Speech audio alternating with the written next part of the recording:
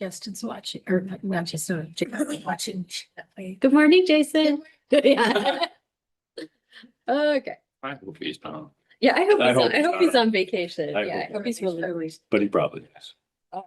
His version of each time a little different. People approach vacations in many different ways. All right, well, as noted, happy to all be back with all 10 fingers, eyebrows, the whole complement of things that did not burn, thanks to fireworks, and super grateful for our fire team and all that you all did yesterday and are still working on today for the foothills. So good to be back and thank you. I think where we're headed, based on some chatter headed in this morning, we owed you all a follow-up on some of the working out of class numbers. So we brought our friend Justin along for the ride with us this morning to talk through some of that. And then kind of open to where we go from there. I'm guessing the working out of class discussion will probably lead us back into the career ladder and some of those things we were talking about last week before we broke. So with that, I think this will mostly be the Justin and Romeo show with a sprinkle of questions from Stacy and me. But I'll go ahead and turn it over to Justin and Romeo to share info that we were able to access and how we're thinking about it. That sounds great. It's good to be back. I know I just was looking in the folder. I can drop some stuff in a second, but I think I need to create a new folder for today because I think in our shared space, I don't have that yet. So if you wouldn't mind doing that. Yep. So what I'm going to do, Ryan and Cam, is I'm going to drop in kind of the working out of class budget versus actuals, right? Because I think That'd be great. the conversation that we had last time was how did budget cost out the career development proposal, right? And were we using budget versus actual numbers? And as Romeo shared last time, we use budget numbers. And before I drop them in, I want to provide a little bit of context because as you'll see, actuals have trended higher than budget the last couple of years, right? But one thing that's really important to think about when we're thinking about how we cost out proposals is we have to see the budget in its entirety, right? We can't look at one individual account and say, if it's over, right? We have to then kind of dig into the reason as to why it might be over. It might be an operational need. It might be driven by vacancies. There could be other accounts that are coming in below budget, right? So a good one would be vacancy, right? So if there are vacancies in the department, there might be working out of class needs, right? So overall, when we look at the budget, we're trying to manage the budget to its entirety, not account by account. Got it. Does that make sense? Sometimes we're over in constant staffing, but we're under in salary. Sometimes we're over in working out of class, but we're under in, again, salaries because of vacancies, right? So one thing I want to share, like have us think about right before I drop the numbers in is if we were to take an account by account look at everything and rebalance the budget off of that, it doesn't do the department that much good, right? So imagine a year where you have vacancies, right? And you're trying to fill those vacancies.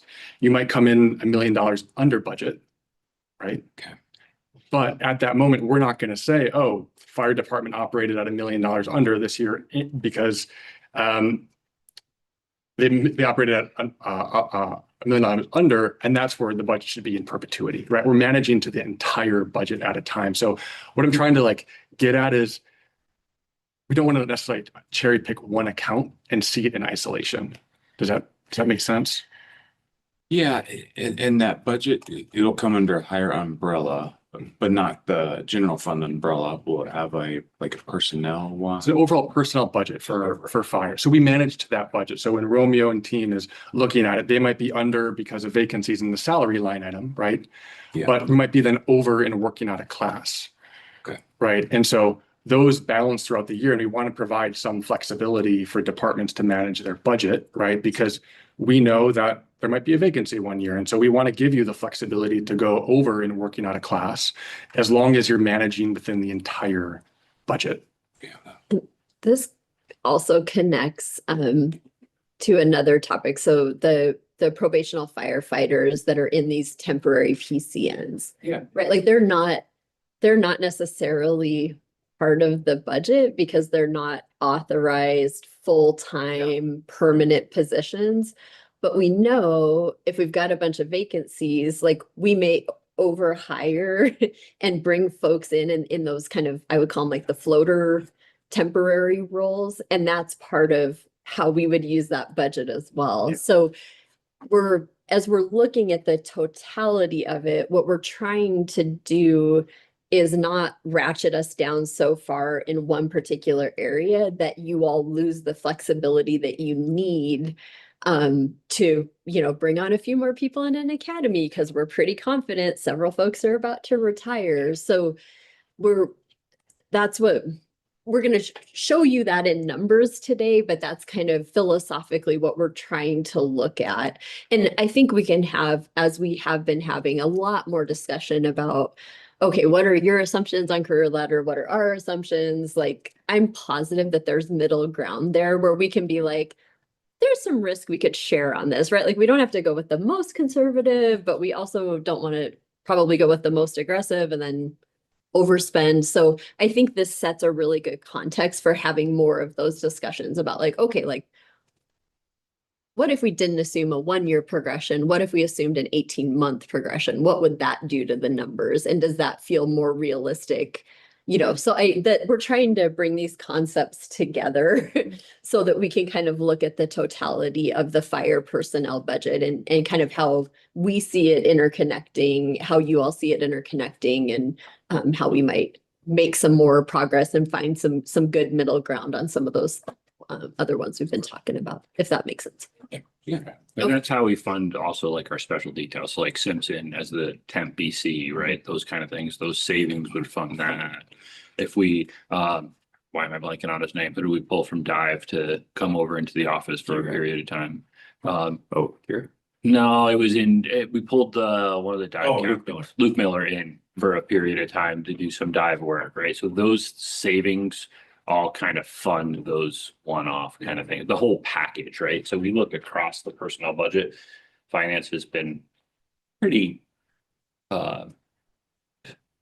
supportive, I guess, in the sense of saying, here's the personnel budget. If you're over here, it's okay.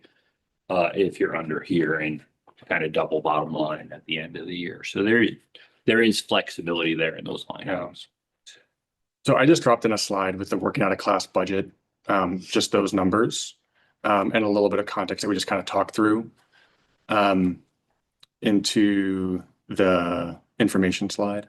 I'm seeing Christine, you're in there. So it looks like folks have it.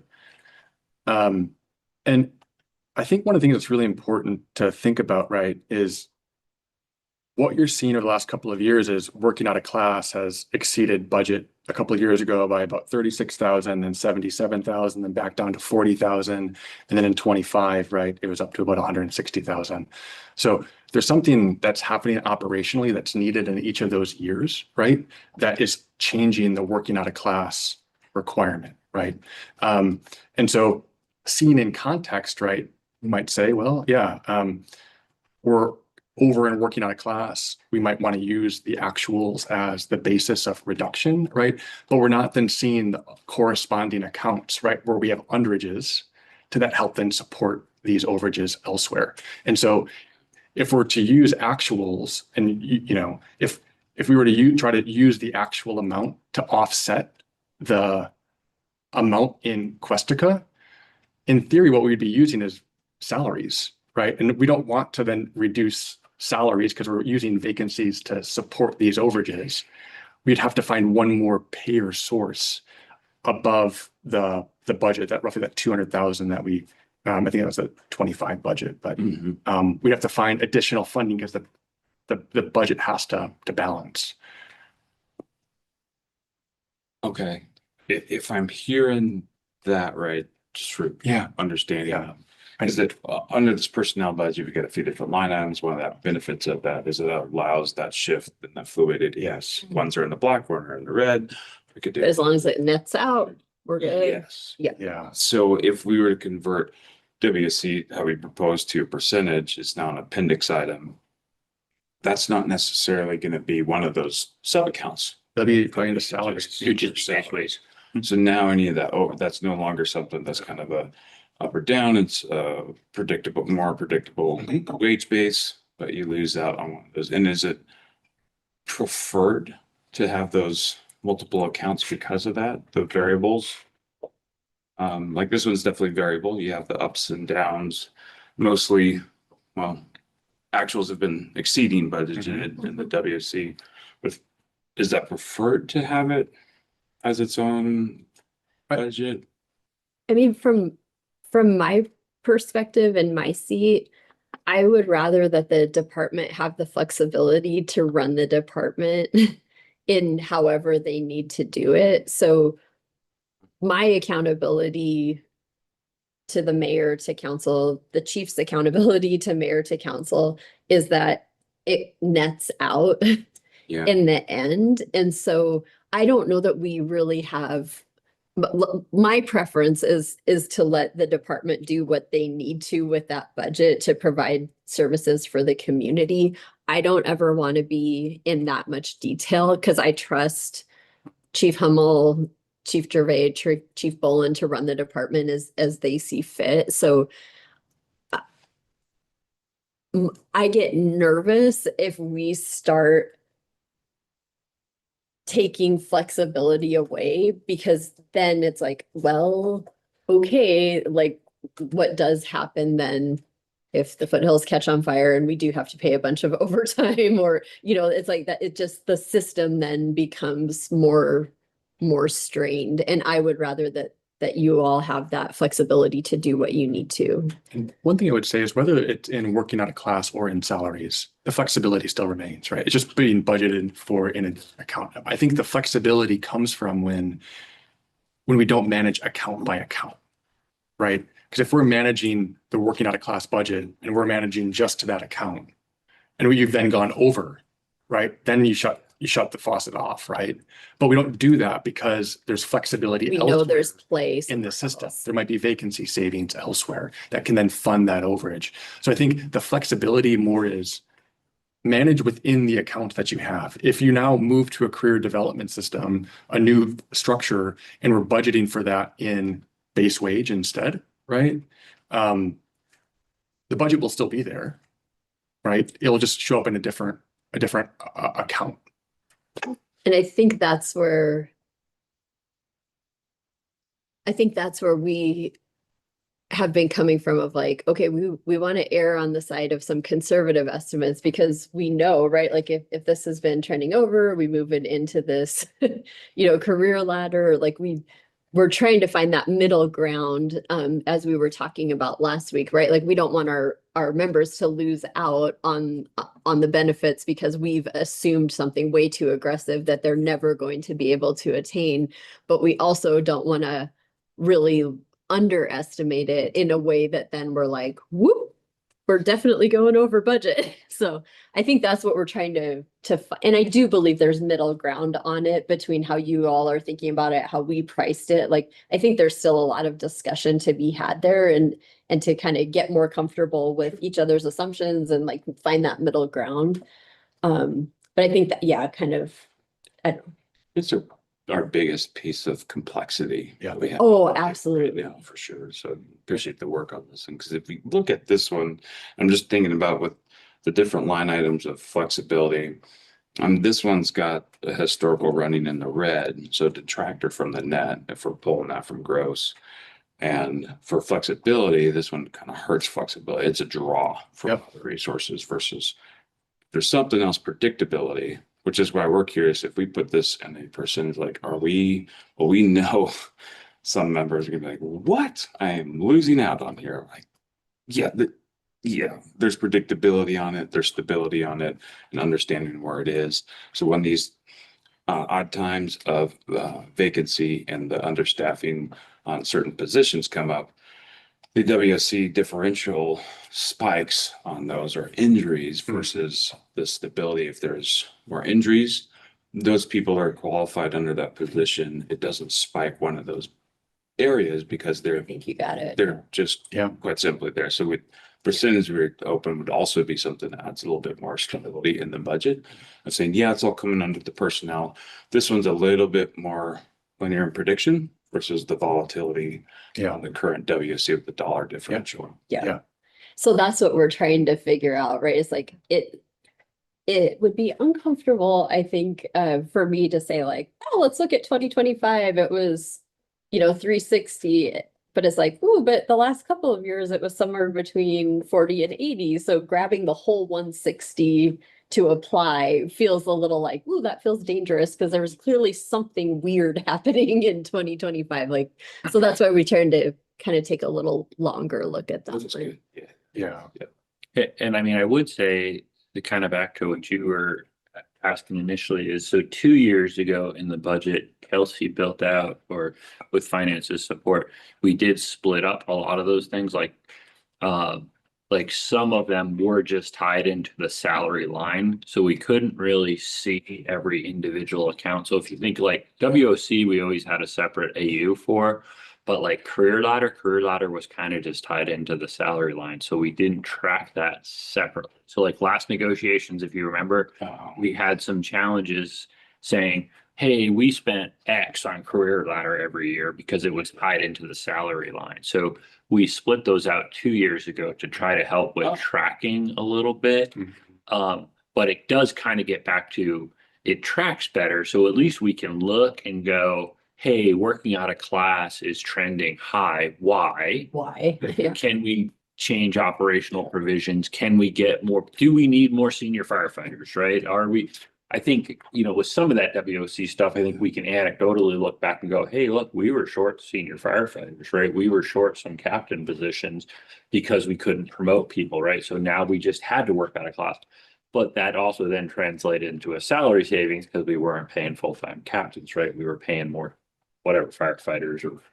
So it is a big package, and it's complicated. But I would just say is that at least from a budget standpoint, we did try to split out more of those individual AUs about 2 years ago, so we could start to see some of the things. So like career ladder, for example, was split out. What it would be 26. So. Can I just make sure I'm following? I was gonna summarize. Yeah, what I heard. please. Okay, so the budget, we're exceeding the budget every time, or right now, we're exceeding it consistently. And the concern is that we start building in too much financials at some point that would have potentially leveled out. And now the city's incurring that cost. That's kind of what I'm understanding. I think that's accurate. Yeah. If we capture too much of this as an offset Okay, yeah. to the cost of the career ladder, I think we run the risk of like, whoops, we claimed a lot of savings in that. But now that the system is stabilized, which is what we're trying, I think collectively, right? As you said, bringing predictability, members can understand how they move up. Yeah. Benefit to the city and management is that, that does bring predictability also to budgeting. But if we claim too much of that savings as we're making this kind of dramatic change in the system, we could be setting ourselves up for going over budget. Yeah. I see that. I see what we're. So that's what we're trying. I think that's what, at least I'm interested in continuing to kind of talk through that and those assumptions, figure out where you all are feeling the pinch points or hearing from your members, like, ouch, like that. Where I think we talked a bit about like firefighter 3, like that feels like it's not, or this like who's going to potentially then not be getting as much working out of class. So I think there's still like a lot of good discussion to be had there to figure out like where are there places where we feel like, yikes, this actually is not going to feel good to this group of people. So like, how do we help solve for that?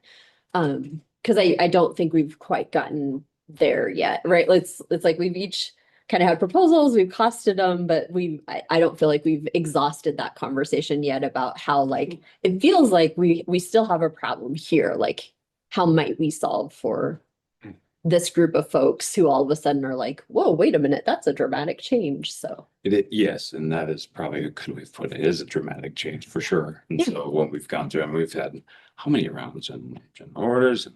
It's been going on for years. Yeah. It's not a new thing, and it's challenging, right?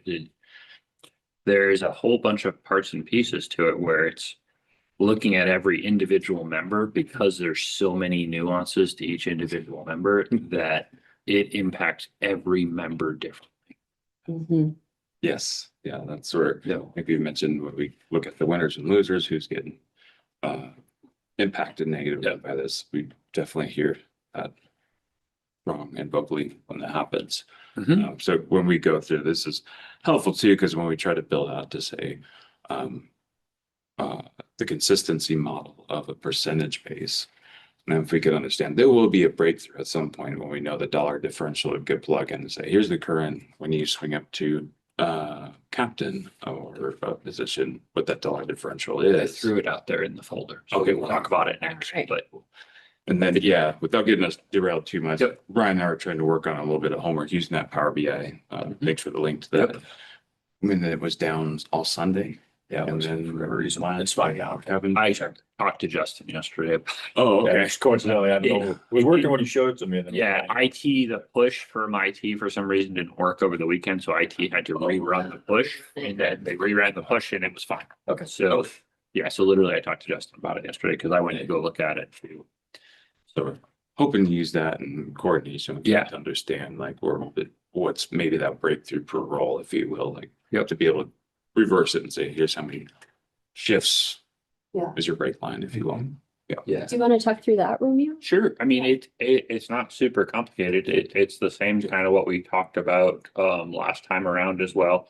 So I just had Jen Day pull the 26 rates for senior firefighter working out of class. So that firefighter 3, if you were working as a driver, is 557, captain's 588, BC 692, and then firefighter to captain is 1146. So those are that hourly rate differential that you guys were looking for. Thank you very much. And then, as you said, that Power BI dashboard, I think, is a good snapshot to look at. You can start to see, some high members and then even some average members, right? Because it includes some of the average WOC hours per member. So certainly some of those high firefighter 3s that are, I think, what's the highest, like 1,800 hours now? Something like that. It does, to be blunt, 1,800 times 557. It's a bit of money. I think I have bad news for 26's budget and actuals then. Well, and clearly, I mean, to me, that shows like something's wrong in the system, right? Like that's not a firefighter doing something wrong, like good on that person. And thank you for being willing to swing up, right? Like, but like clearly that's showing like there's something not quite right, right? If that's what's happening, right? So that to me points to like, there's something kind of wonky in the system that we should be adjusting. Most folks, would prefer not to get the call to say, hey, you're wearing a different hat today. Yep. And you're going over here. Dang it. So grab your stuff, unmake your bed. Right. You're heading over here. Anecdotally, I think most of those super high hour people though are in their house, Yeah. filling a long-term role that the driver's out or is a driver vacancy or something like that, right? It's not you're getting a call and moving to 18s today, right? 18s is a bad example. 17s today. It's close, so let's not go there. I think about what you Tell you when it's not. So, with a few exceptions, right? That most of those people are filling a long-term, trying to keep crew consistency, trying to keep them in district, trying to just move them up in-house, right? To fill a vacancy or an opening. And that's where we were talking earlier, just reflecting back on last week, it's like we may have jumped into packages too quickly because I don't think we actually have worked some of this to the level of detail that we had maybe enough common ground.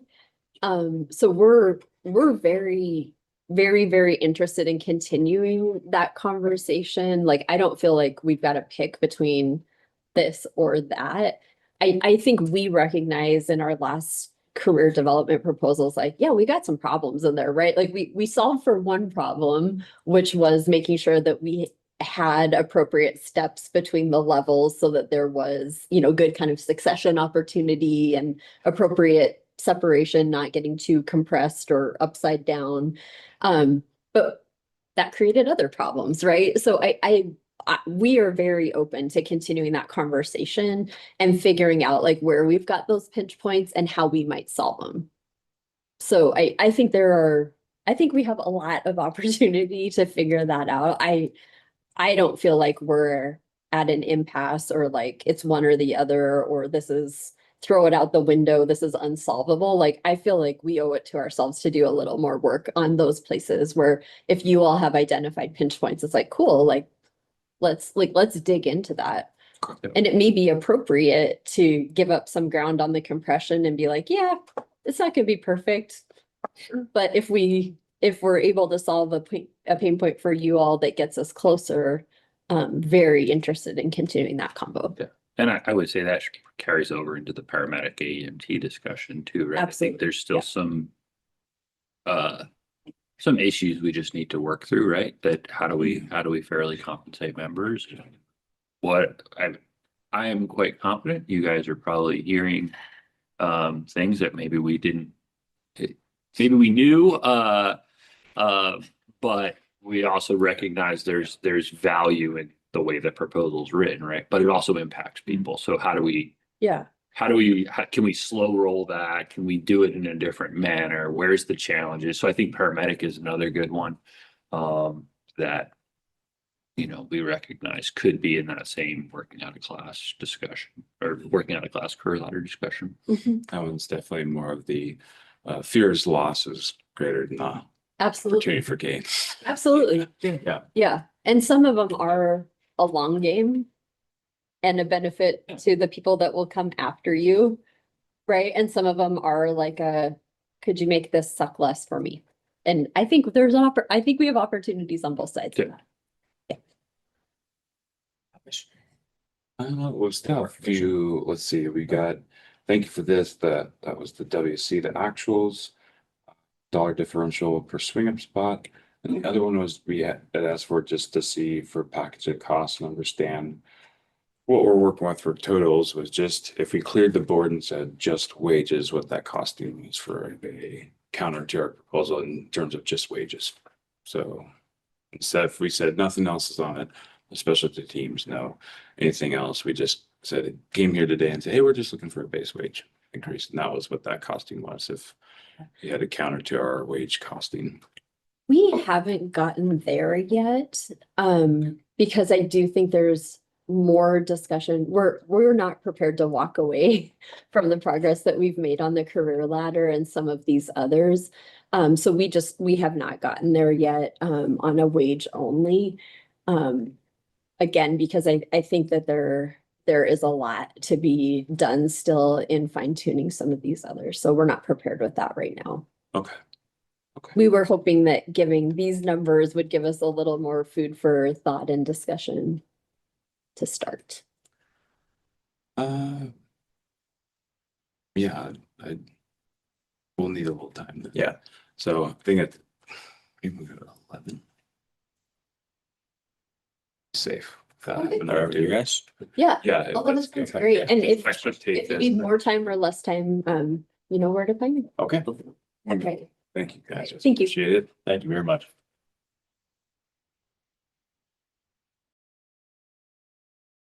You're there. Okay. I'll make it drop. There. Yours. Yeah, that's there. Here. So I'm gonna go ahead and start dropping those in now, actually. You mind doing the authorized language? I got it.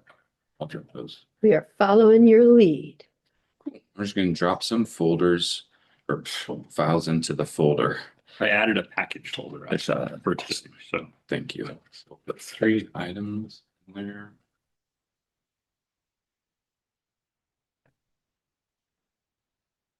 Excellent. So we'll jump into one of them we might not even have to look at. The other one, we could walk through it as we get to it. Okay. Believe the easiest one to start with It's just going to be our counter proposal package, which is labeled counter proposal union today's date. Okay. And that package is folder.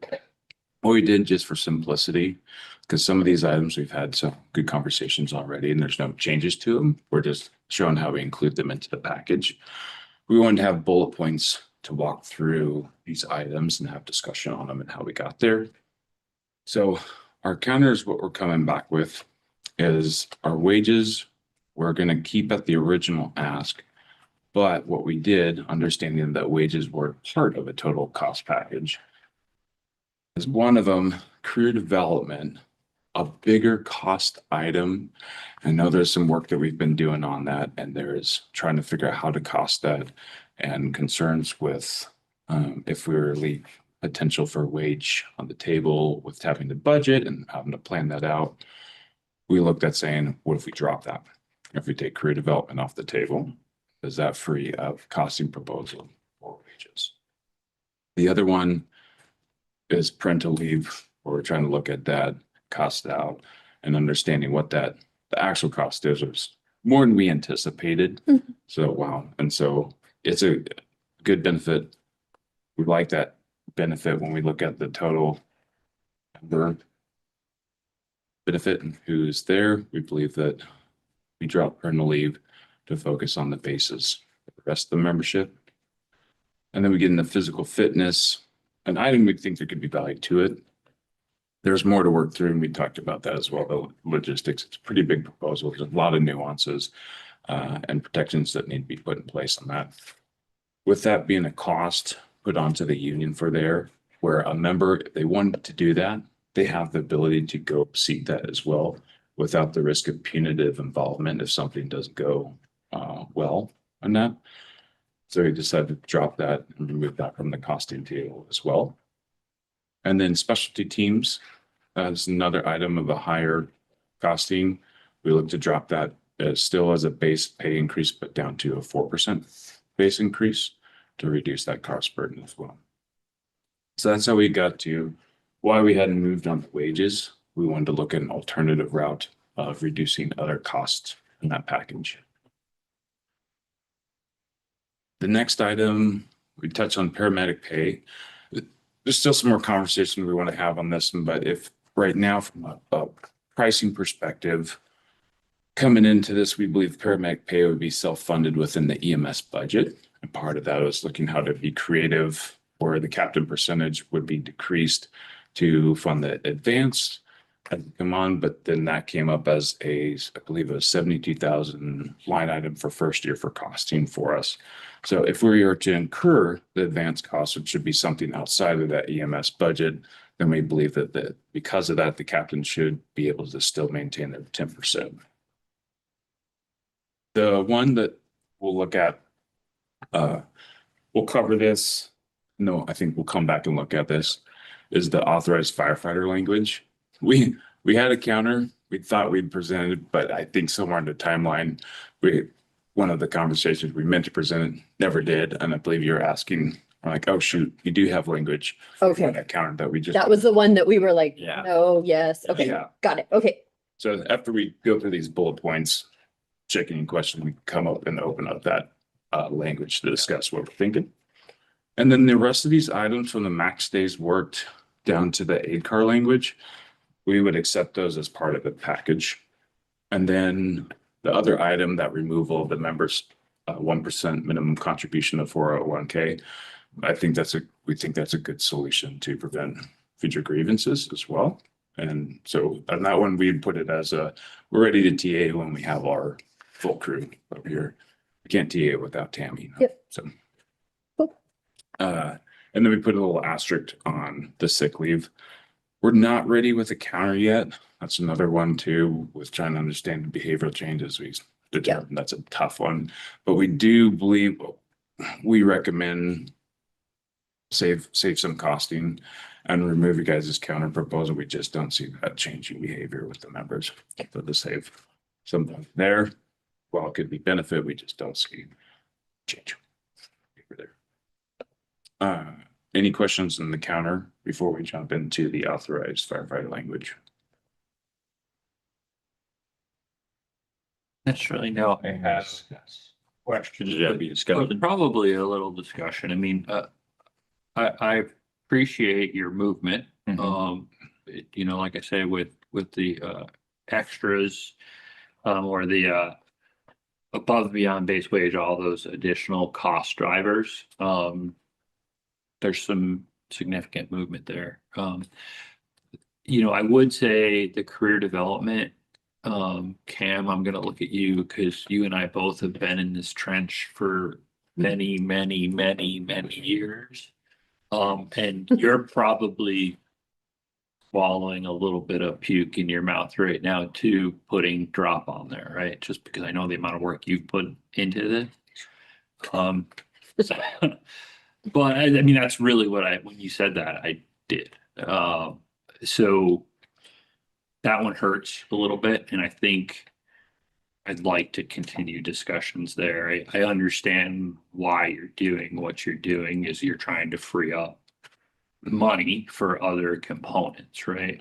But there is a lot of benefits to both sides on that career development proposal. So more commentary than questions. Yeah, I think the other ones I think make sense in terms of I understand them. I don't know that I have a ton of questions. I mean, your paramedic proposal would be that AEMT components would stay at the 2.5%, but captains would stay at 10% for paramedic.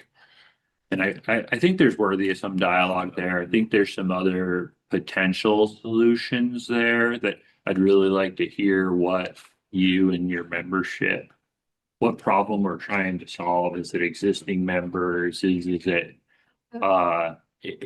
that there is a, like I say, just to be fair and blunt, to some of the stuff I've heard is really that some people have entered the paramedic program with an expectation that they can promote through with that 10%.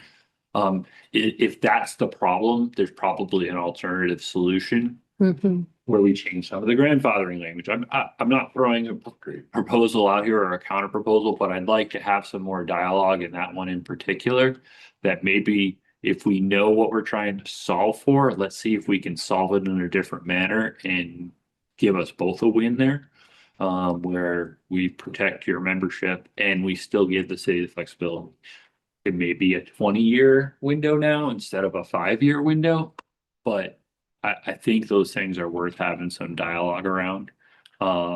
Agreed on that. You know, and I would say career development's in that same ball in my mind. I think both those are in the same programs. Let's see, what can we do to bring us closer and maybe either shift some financial burden or delay some financial burden on both those.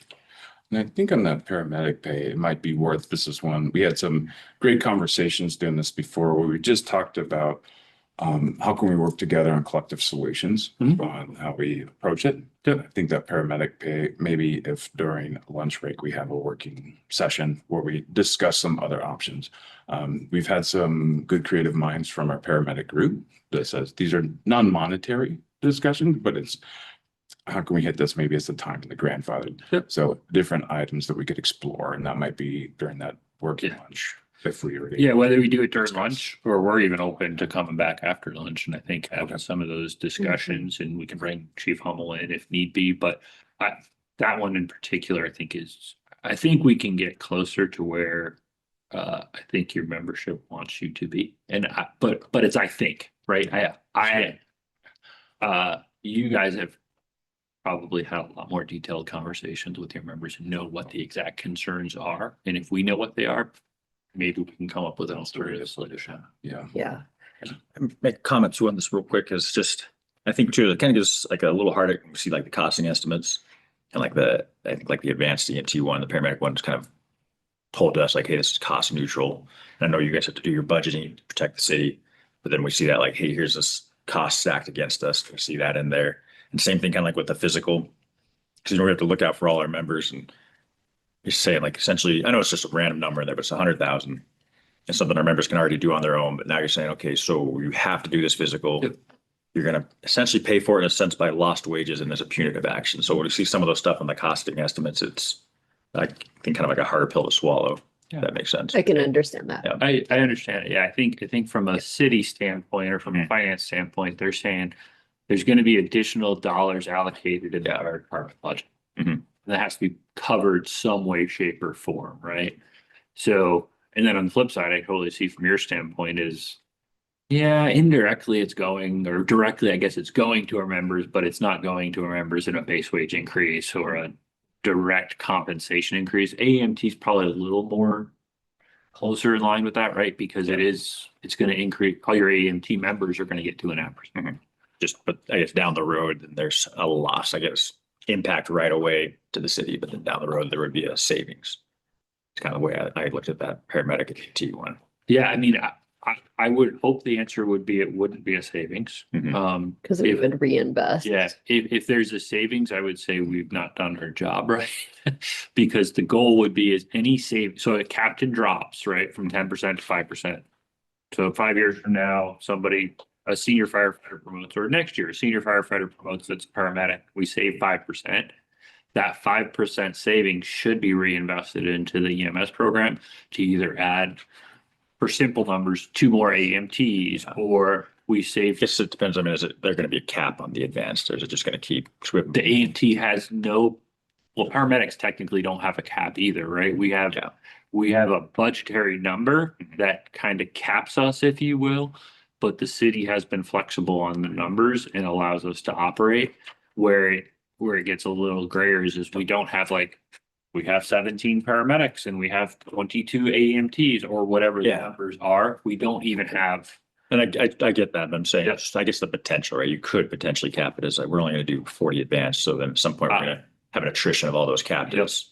Yep, and that may be another discussion is if that is a concern, how do we address it? Mhm. Yeah, but I totally get what you're saying is I'm saying, trust me, and it's me, it's not the next me, right? I Yeah. would say historically, the next me has generally done a pretty good job of trying to maintain. Okay. Right?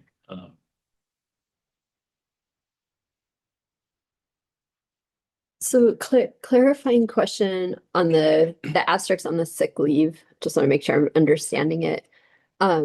We want to keep talking about that, but you're not quite ready to counter, but you're like, what's on the table currently isn't going to work. So that's a keep in discussion item. Yeah. Is that fair to summarize it? Okay. Yeah. Okay. Nothing in the package right this minute, but want to keep it in discussion. Yes, thank Okay. you. Got it. Thank you. Any other clarifying questions? Stacy, No, I'm good. thank you. I think the one we go over next then would be our counter language to the authorized, what we can say is authorized staffing, authorized firefighters. There's a small part of me that thinks we did present this and maybe we never went back to the table with it. Cause I feel like, Chief, you might have poked a couple of holes in this, but we had essentially crossed out all the people potentially on military leave or temporary off duty. Assigned operation. Yes, and then essentially you got rid of the date where we would count it and we would only count if there was a essentially change in the authorized numbers of like we had a reduction of force. I think you guys did present that. Yeah, and so when I was reading it over again, I'm like, I swear we brought this up. I just don't remember what happened. I couldn't find anything in my notes about it.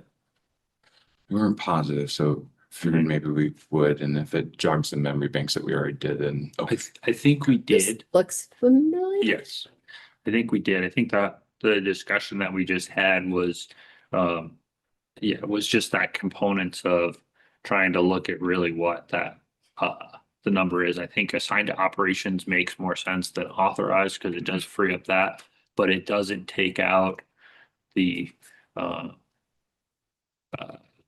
say the losses, right? So. Yeah, I remember when we changed it, the thought was like, we just didn't want to be chasing a number, especially when you're right around a whole number.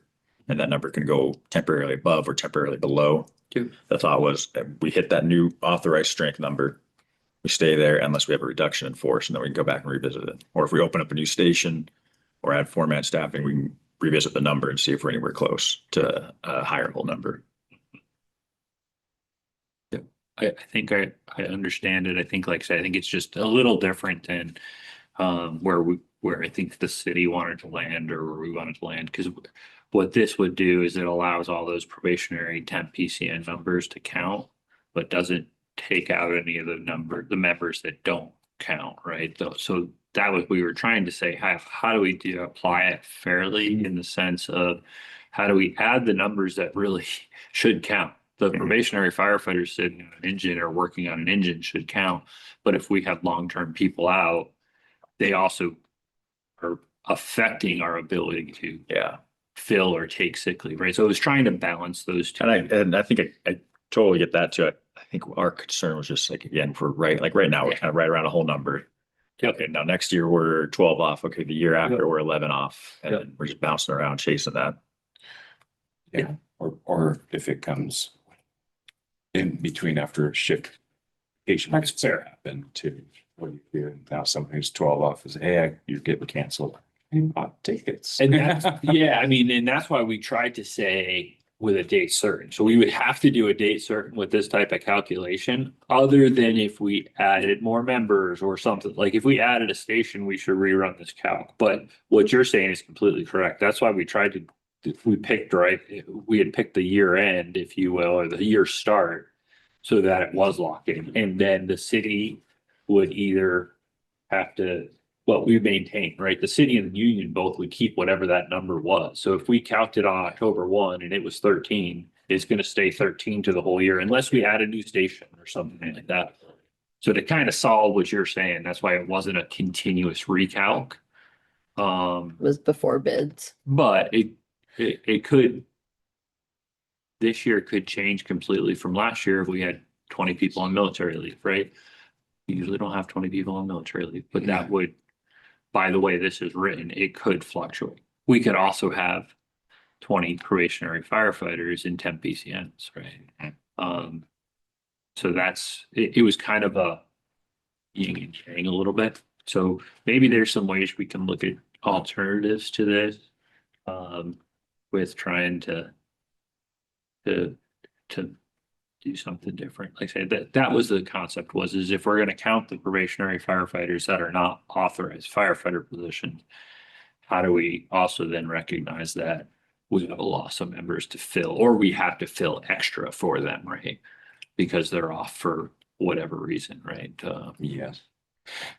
Yeah, the other item on for that too, if you count at that time, there's a certain dip.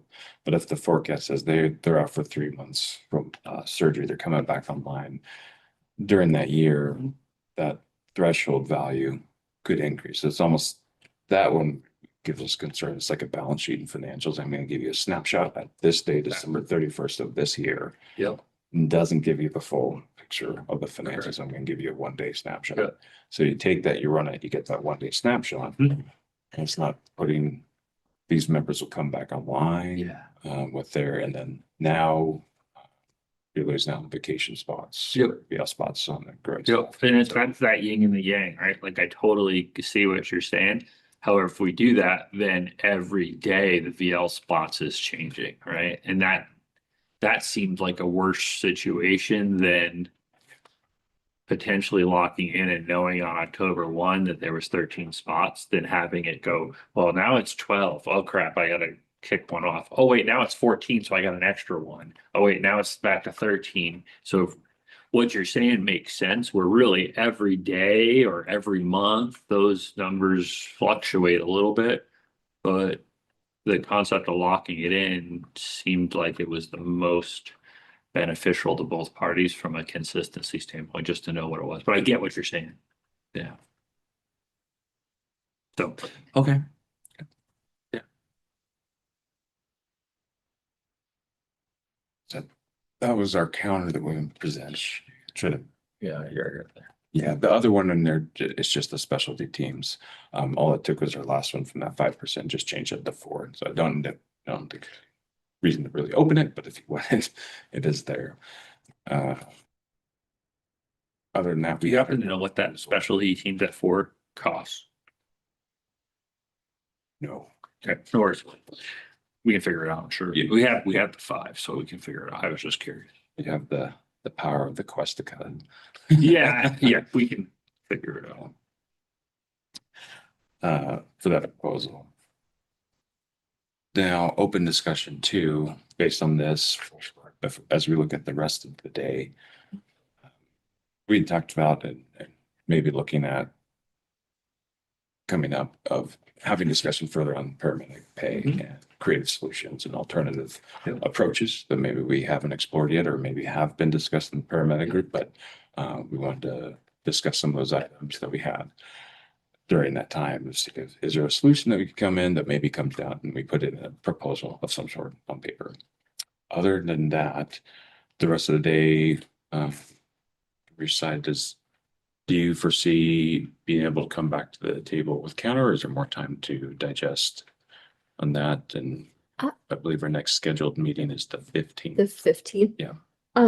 We would like more conversation on career ladder. Okay. We've done a lot of thinking on that, and a lot of we have a whiteboard filled with, well, what if we did this? What if we Oh. did that? What if we did this? So if we could come back this afternoon and have some good conversation around AEMT and career ladder, I think that could be really beneficial.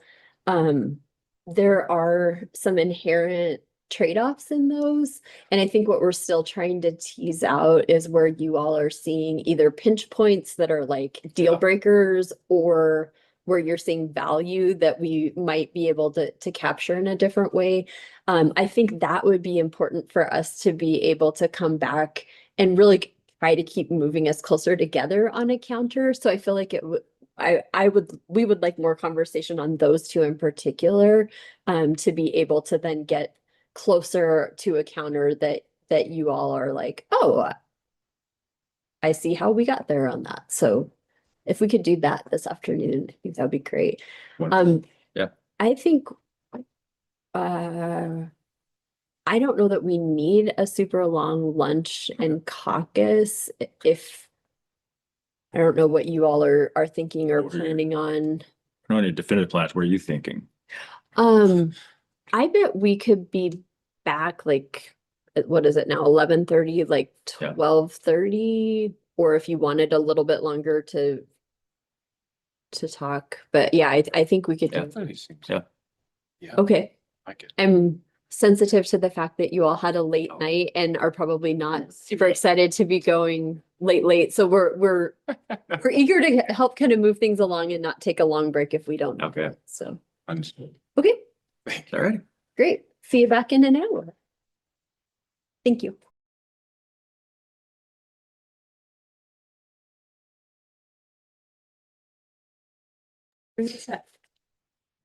All right, doesn't it feel better to have our blood sugar back on the rise? More caffeine, if you happen to be on this side of the table. Diet coffee. All right. Diet coffee. So we invited a guest here today. Hello, Chief. We would love to start with AEMT and work through that, because I know there have been a lot of conversations. We've been hearing, Chief has been hearing from our employees, you've been hearing from your members, all the same people. But would love to work on that with you all, and then we'll send Chief on his way back to his next assignment.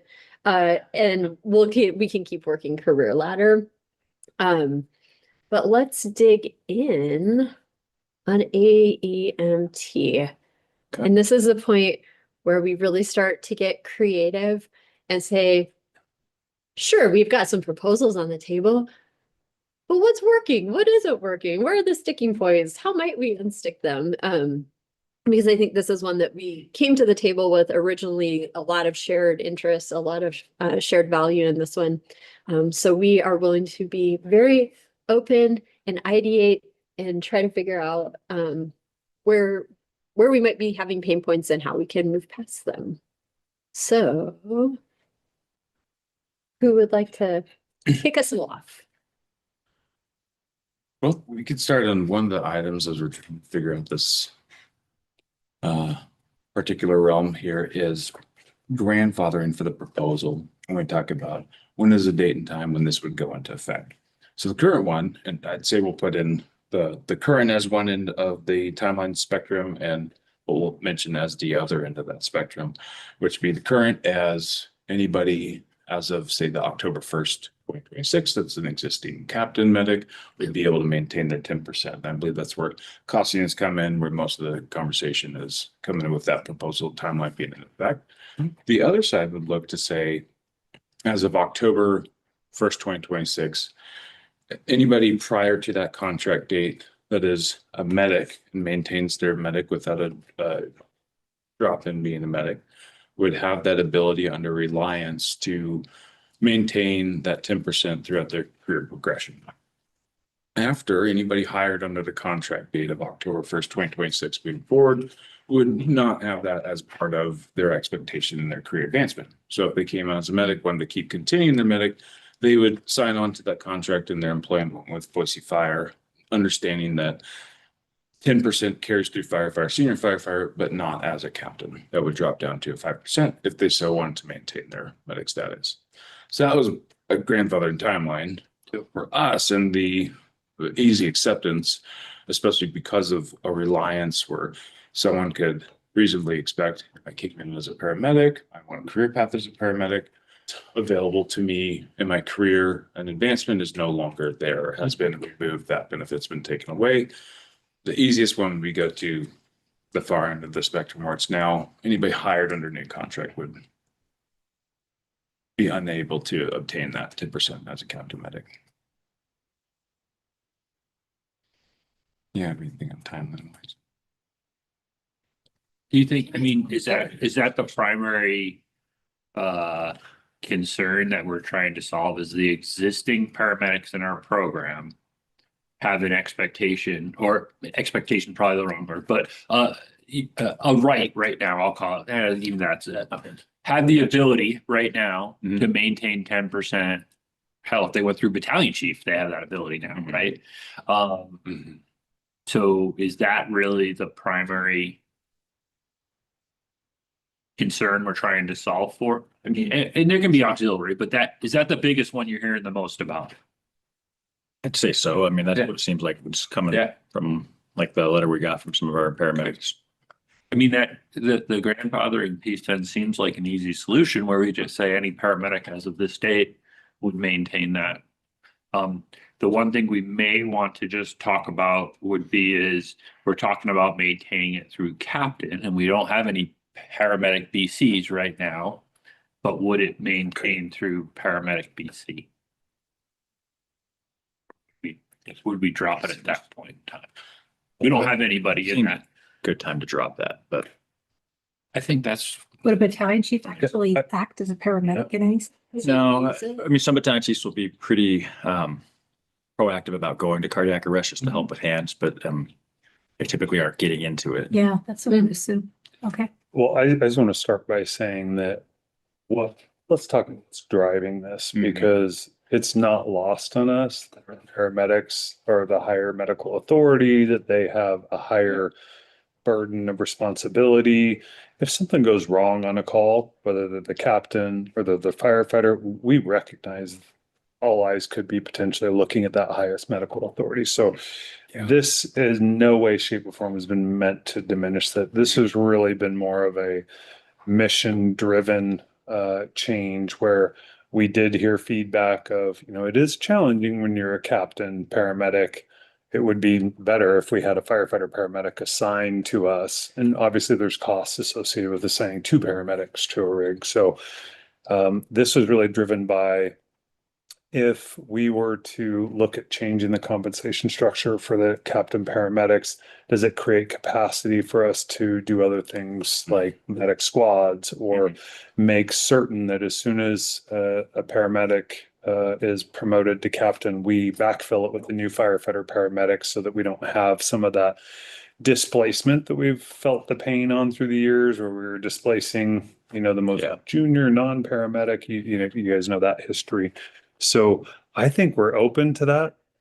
It slows that potential capacity and change for, you know, what the mission's dictating, but we also get it. Like, I don't think any of us is trying to harm members. We're just trying to, you know, solve for some of these challenges that come up. So I think we're definitely open to that. I don't think it involves BCs. I think that from a practical standpoint, it's not quite the same. They're not that first out rig running medical calls the way the engines are typically. I think we probably, since we don't have any BCs that it adversely affects today, I don't think that would be on the table, but I think we're open to it. I mean, it's a pretty simple change. I mean, it's really just that last paragraph H where it says members assigned as paramedic firefighters. And right now it says in holding the rank of captain. We would just drop and holding the rank of captain. So we just said members assigned as paramedic firefighters. And then everything else can stay exactly the same because in essence, the BC component is removed because it's not included in the compensation call out above. We just add the date certain as of such and such. It has it, yeah. It says as of September 30th, 2026. Okay. So the last day of this contract, basically. I mean, I guess it probably should say October 1st of, Yeah. should probably say the first day of the next contract, not the last day of the current contract. Yeah. Yeah. But that's semantics, but Yeah. just looking at it now. I mean, I think that's these are the types of conversations we were hoping to have, right? Is like, what is the sticking point and how might we solve it? Because I very much would echo what Chief said. Like, we're trying to solve a lot of different problems and we're contemplating shifts in structures.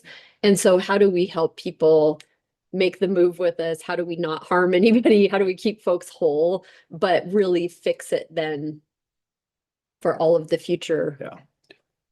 And from a cost standpoint, that's zero change in cost.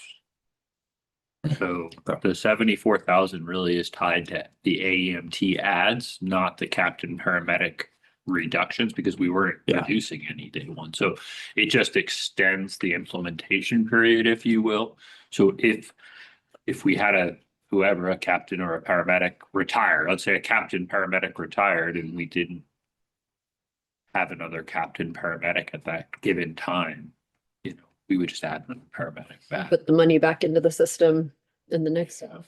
Yeah, I think that's workable. And I do want to make a point too, is the way the system is intended, and Chief and I talked a little bit about this, is it does allow us some flexibility now that if we had let's say a captain paramedic who left, right, and we have some funding available, we could choose, if we had savings, right, we could choose to add 2 AMTs, but we could also choose to save 2 paramedics and add a new firefighter paramedic, right?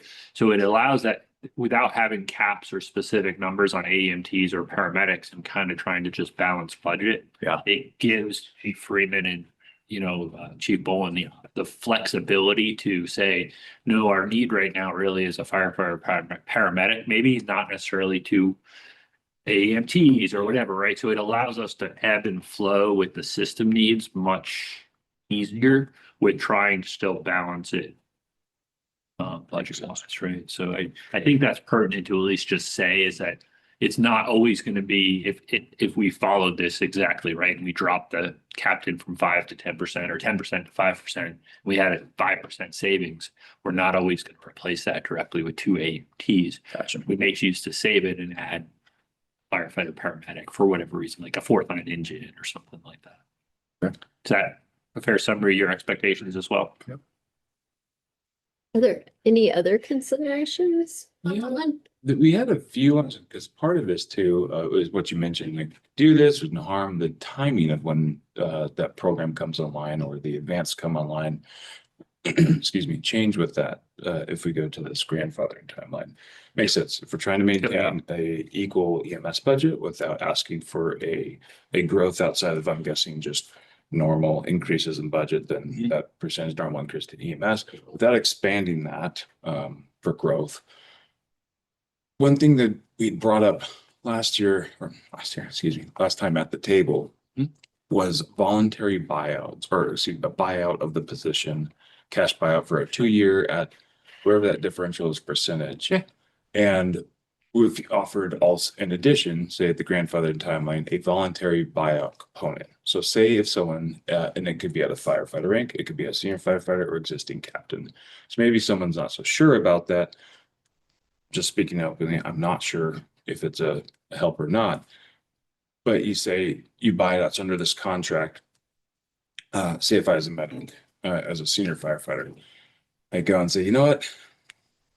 Yeah, I'm okay with saying I'll take a cash buyout, knowing that in my career, I'll take my differential for 2 years for senior firefighter, that when I promote to captain, I would only be able to maintain a maximum of 5%. Just kind of an either or choice. Yeah, kind of an either or. Other what than most other than the individuals- tracking aspect, which we can get over that, it's not easy, Yeah. but that, other than that, I mean, it seems reasonable. Because I wonder if that would free up long-term. Might accelerate the Yeah. ability Might to free up accelerate. capital. Yeah. I see where you're headed. Because the other side of this is benefit we don't currently have, but we're looking to bring on is that advance. So that could help out if the need says, hey, we'd like to, the next one, we'd like to add a couple advanced. Or maybe if my pay only equals one advance coming on for the differential. Maybe, yes, there's a cash, you got a cost of two that affects right now what that timing is. But if the long term, that percentage of, say, my position, then you could know that like, oh, I'm no longer eligible for long term planning if someone was Mhm. interested in doing that. Not sure if that helps out, but just trying to look at the other side of that where there's not a reduction in paramedic benefits or anybody that's under reliance expectation is pay. Mhm. If now the advances we're looking to add in that new benefit, could that help bring on different advance or if the need is for another firefighter, senior firefighter medic to come online, does that also help with that cost too? So we'd have kind of a playing this like, so then operationally for Stacy's team, who would have to implement this. So then we'd be looking at I'm making this up. In September, we would go out to our members who are currently paramedics. One time, right? We're talking one time. One time buyout option. And we can say you have two options to make. If you're a paramedic member right now, it's option time. It's September. We need to know, would you like to be grandfathered and keep your 10% on the table Yeah. for your trajectory, or would you like the one-time buyout? You let us know, and then when we implement this next contract, we would know where we stand. Yeah. Who opted to go which Yeah. route. Okay. It'd be kind of an interesting creative lens too, in long-term planning. Mhm. So if you have no idea of my intentions and you can't reliably plan, if I'm under a contract where I could go to captain and still make 10%, but I'm like, Right. no, probably not, but I might, like, I can't for that budgetary wise. I can't bring someone on with I might retire, I might not retire, I might add it. But if I say I'm taking the voluntary, Yep. then you know that as my financial projections from the EMS program, that my top step, if I cap out of the captain, I'm under at 5%. So I'm not sure if that helps out with planning and trying to figure out how to take that budget. And if someone buys out, they say, okay, they can no longer. So if they promote to captain, you know that they're on the list now. So they say I'm on the list, I'm a medic. It's like, hey, he's going to promote to captain. I know he's going down to a 5%. And for that, just trying to think. Yeah, that's an interesting idea. Yeah, I mean, from the administrative side, it makes my mind spin. I To create more, like, yeah, keep going. yeah, Yeah. I mean. On the surface, I would probably rather keep it simple, just from the standpoint of, unless there was a large portion of your members who said, man, I really love the way it's written now and I want to be bought out. How many, like, just, potential, what are the numbers we could be talking about here? Worst case scenario, everyone chose, what do we talk about? That's yeah. I see what you're saying. Like, hey, How many medics? still You're going to be tracking, liability. Yeah. I see. Yeah. One-time cost and what could that look like on a buyout? putting both my administrative and my finance. 38. So, What yeah, would that there's look just like? on up the list of, so we have.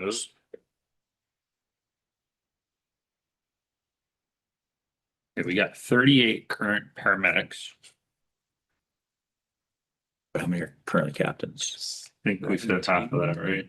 17. As of June 3rd, we had 17 listed on the notes. 17 captains, paramedics. Is that what they have? 18, it's 19 because of the. Oh, two because of the two in Oh, in train. training. Oh, Yeah, would have not, Yeah. okay, so 19 are captains. so there's 17 operational and 2 in train. one quick question there, I guess that's a. I know Chief and I have talked a little bit about this, is, yeah, do we need to? uh, Well, like Madigan and Presidio, right? If we wrote the language the way we wrote it, they would lose the next. And I They do weren't- like the idea if we have medics that are still very passionate and committed, they're FTOs or on Chief Freeman's EMS committee. I think there may be some difference there, so it makes sense to acknowledge that where they are being utilized as a field training officer and things like that, where we might be able to cross some language. To me, that makes sense. They're still heavily engaged in helping drive the program and the latest in ACLS and PALS. Yeah. I don't know if you've heard that. or not. Stuff. Yeah. But that. Yeah. Makes sense where that, yes, they're captain, not an ops captain, where practicing in the field could be very different, where they're teaching this. They're teaching it. It's very Yeah. much a part of their job and their value. Especially add the in that training role. captains, the Yeah. captain. The training captain, paramedic or medic that is their job. Their job. Yeah, that's their So- primary role. It, That would make sense to maintain. it seems like Yeah. those two at a bare minimum. The FTOs is a little grayer, but does make some sense. So it was more just the topic. If you guys heard that, I know I heard some of that. How many My end. FTOs are in the program now? And is that the I don't know. I don't know if we have like an official Yeah. FTO. Is that are the EMS committee members also FTOs or no? I don't think it's even like that. Like I don't- right now. So we probably should talk we to have- Chief We don't, Freeman. we don't have a true FTO program in the sense of like, hey, here's your FTOs on B shift, here's your FTOs on A shift. It usually ends up being whoever's available or. I do want us to be thinking Yeah. long-term, like picture us having our medic squad. Mhm. It's a great opportunity to field train your new medics the BFT way, going through where you're running calls, you have your field training officer, you have your medic.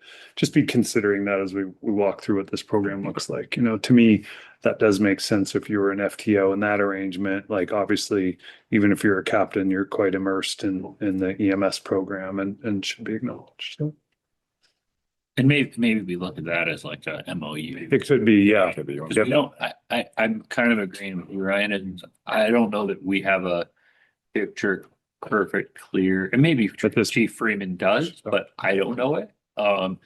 But the training captains is very clear to me that we Yeah. probably should. That feels create- like a bright line. Yep. Yeah, that we feels like. probably should say captain training is kind of.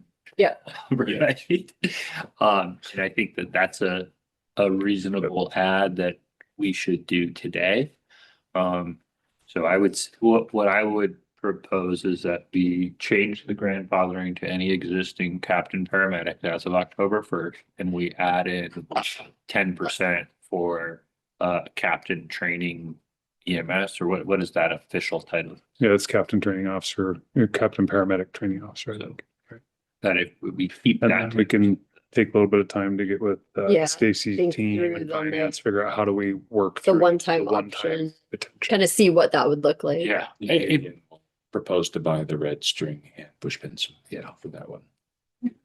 What was that? Say that again. We'll buy the red string and push pins for that. Oh, yeah. Extra complex math. Motherboard, yeah.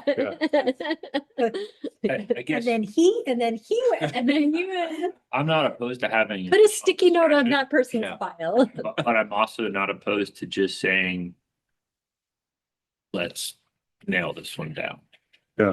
And I think those are nice things to have, but I haven't heard any member ask for that particularly, right? That they. You guys?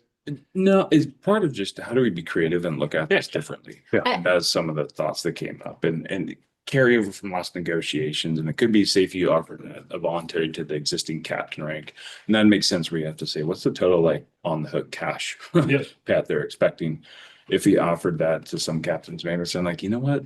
Yeah, maybe I'll give that up. And then for planning, okay, they've given up us a 2-year payout, but do we know after 2 years, like we could start training because this person will drop We know down? they'll fall off. Yeah. Yeah. Yeah. So. I appreciate the creativity Mhm. there because then it does give us some implementation timeline planning and flexibility. So I really appreciate the creativity there. Yeah. So we're gonna keep exploring it, or we're writing the proposal I without? think we should, There's no rush. I No rush. need to know this is realistic. Yeah. Yeah, I think I think we need to give HR a little time on the, Yeah, how definitely, would we administer that before we? Yeah. Yeah. I mean, anything can be done. It's just, am I gonna have to go hire a new person to do this? You know? The good thing is it's a small number of people. We just have to create a list, if you will, and we just have to maintain that one. It's like, it's. Is that how I do it? So Stacy leaves, you're gonna be my interim HR director is what I'm hearing. We do it now. We have the list Yeah. that we used to carry it for NAC for old employees. We carry it for seniority points. Yeah. We have those lists and we do it as an appendix over in the geos, is what we have done in the past. So we have mechanisms in place to do it where we kind of solidify that. The bigger issue from HR is that you're gonna have all these different percentages potentially that exist. So you're gonna have different payroll codes for. 5 or 10, person. correct? You'll either have 5% or you have 10%. Yeah. Well, you'll have 2.5 for AMT, you'll have 5% and then 10%. 5%, 2.5, 5, 10. Well, okay, you can configure anything if it's on a structured basis, right? Like if it applies consistently, that doesn't worry me. It's all the one-offs that Yeah. that's why I want Yeah. feedback from. This Yeah, seems reasonable if- for, Jim is in, Uh, but Jane is out. I love the But Bob is flexibility, in. but my recommendation is simplicity. I think including the captain, paramedic, training captain paramedics makes complete sense. I think changing the grandfathering makes complete sense. But I'm less amenable to if we were gonna do it, I'd rather do it all in or all out. And I don't think that we have all of our members in that, right? Yeah. But that's just me. Like I say, I think we can explore it. I'll put my Yeah. vote on the table now. okay, Well, to your point too, for tracking, yeah, we do have, under general orders, we could have that list too. So if it came promotions, you know, for instance, like, oh no, they're under to Stacy's team of this billing code is what they would have after that buyout. But yeah, just an idea. Yeah, no, I love it, yeah. I love The it. more we can do with that kind of discussion Yeah. is a win-win across the board. And like I say, I'm not saying no to it. I'll tell you what I think if you give me So so I think practically then with these ideas, then balls back in our court to craft. Oh, I don't even know where we are at this point. A counter proposal, a new proposal, something as our next package, but I think we could take these ideas and use it to craft, to bring back our it would next. be replacing our existing Yeah, proposal. remove and replace, yeah. It would be a new AEMT proposal, basically, or two new EMS proposal. Okay. Okay. Cool. Awesome. Well, Progress. yeah, I love Yeah. the idea of being able to collaborate what your guys' challenges are, what you're hearing, so that we can figure out a reasonable solution. So thanks. All right. Thanks, John. Cool. Thanks, Jan. You bet. Oh, while our juices are flowing. Career ladder. I'm being really mindful, like No. keep going so that we can cut you two loose. Natural, just a water gun, Gary. Big deal. Okay, that was great. Thank you for that. Yeah. I think this is exactly what we're trying to figure out is like, where are things sticking and how can we unstick them? What would be feasible? What would make it easier for folks to be like, Yeah, great. I could see us moving forward. Yes, thank you guys. Good conversation there. Okay. Career development, the real easy one. I felt like it was good to get like a little momentum with the AEMT before we dive in to the most complicated thing we've tried to do in a decade or more.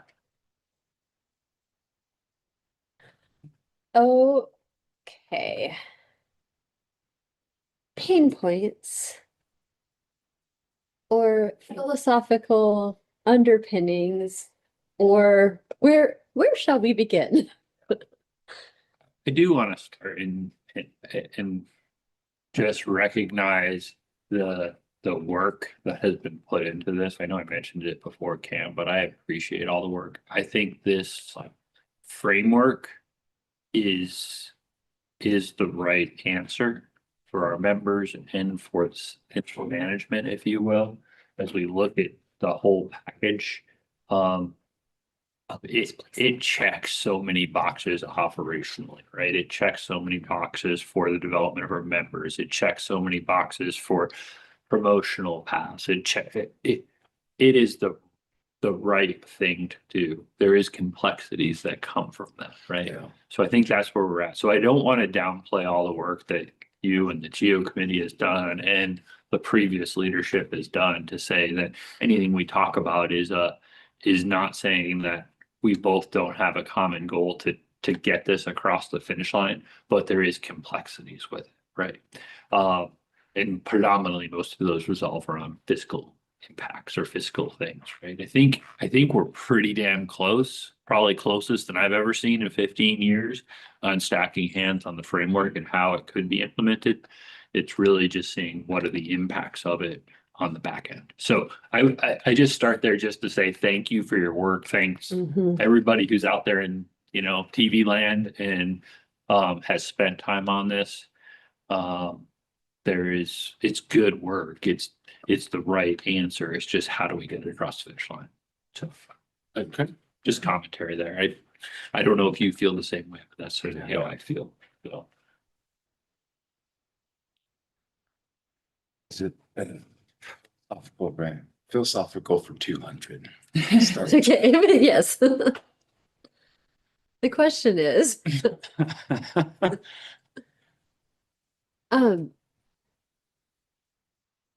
I think from our perspective, we're trying to solve, right, that this is complex. We're trying to solve multiple problems.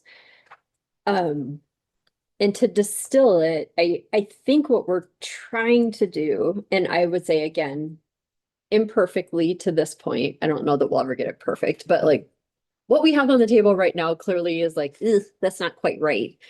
But what we're trying to do is, as Romeo said, move to a structure that is effective in incentivizing folks to move up and through the structure, right? Like we don't want to create a structure where we're incentivizing people to sit because it just has become like, oh, I might as well just sit here because it's more lucrative, even though they may want to move up for a variety of reasons, or the organization simply like might need them to move up to be able to ensure that our operational needs are met.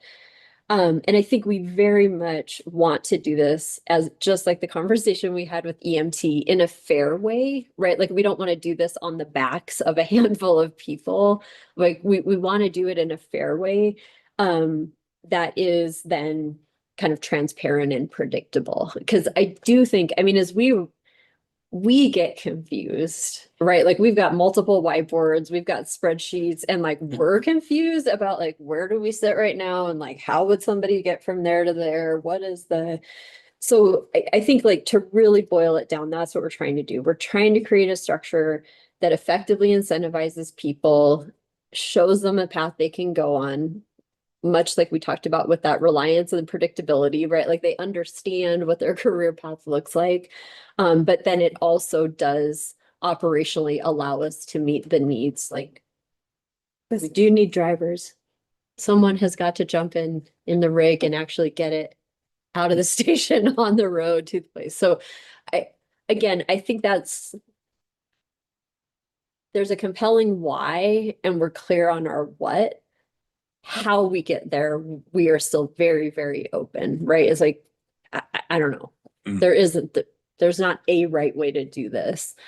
And again, we do want it very much just like we had with the AMT. Like we want this to be fair. We don't want to do it on the backs of a subset of a group of employees or members. So sticking points, like where might we be stuck, and are there creative ways to to unstick if there's something that's feeling not right about where we are. See what you think I was trying, but yeah, some of the parts on the costing and compression has come up, and it might be, we haven't done a good job of showing where the current step raise programs are already there. They're just not visible in the pay period. So I'm very scared to do this, but I may go to the whiteboard and just try to Yeah. jot some This is things the out. only way my brain works. I have a hard time keeping track of the words and I'm really good on a whiteboard. As my daughters say, your S's look like fives, so just use context to figure out if it's a number 5 or Yes, sir. or Yes, sir. an S. But so what we have right now is we have our bases and your firefighters 1 through 3, which is kind of built in. And then we have senior firefighter captain BC. Those are our appendix ranks and day crew ones as well. Per 40-hour work week.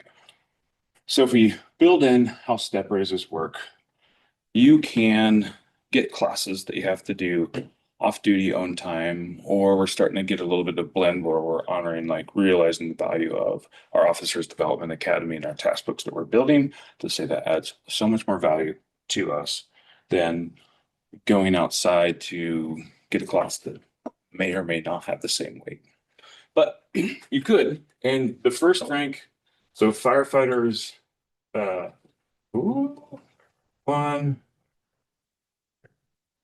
2, firefighter 3. Steps do not apply to any of these ranks right now.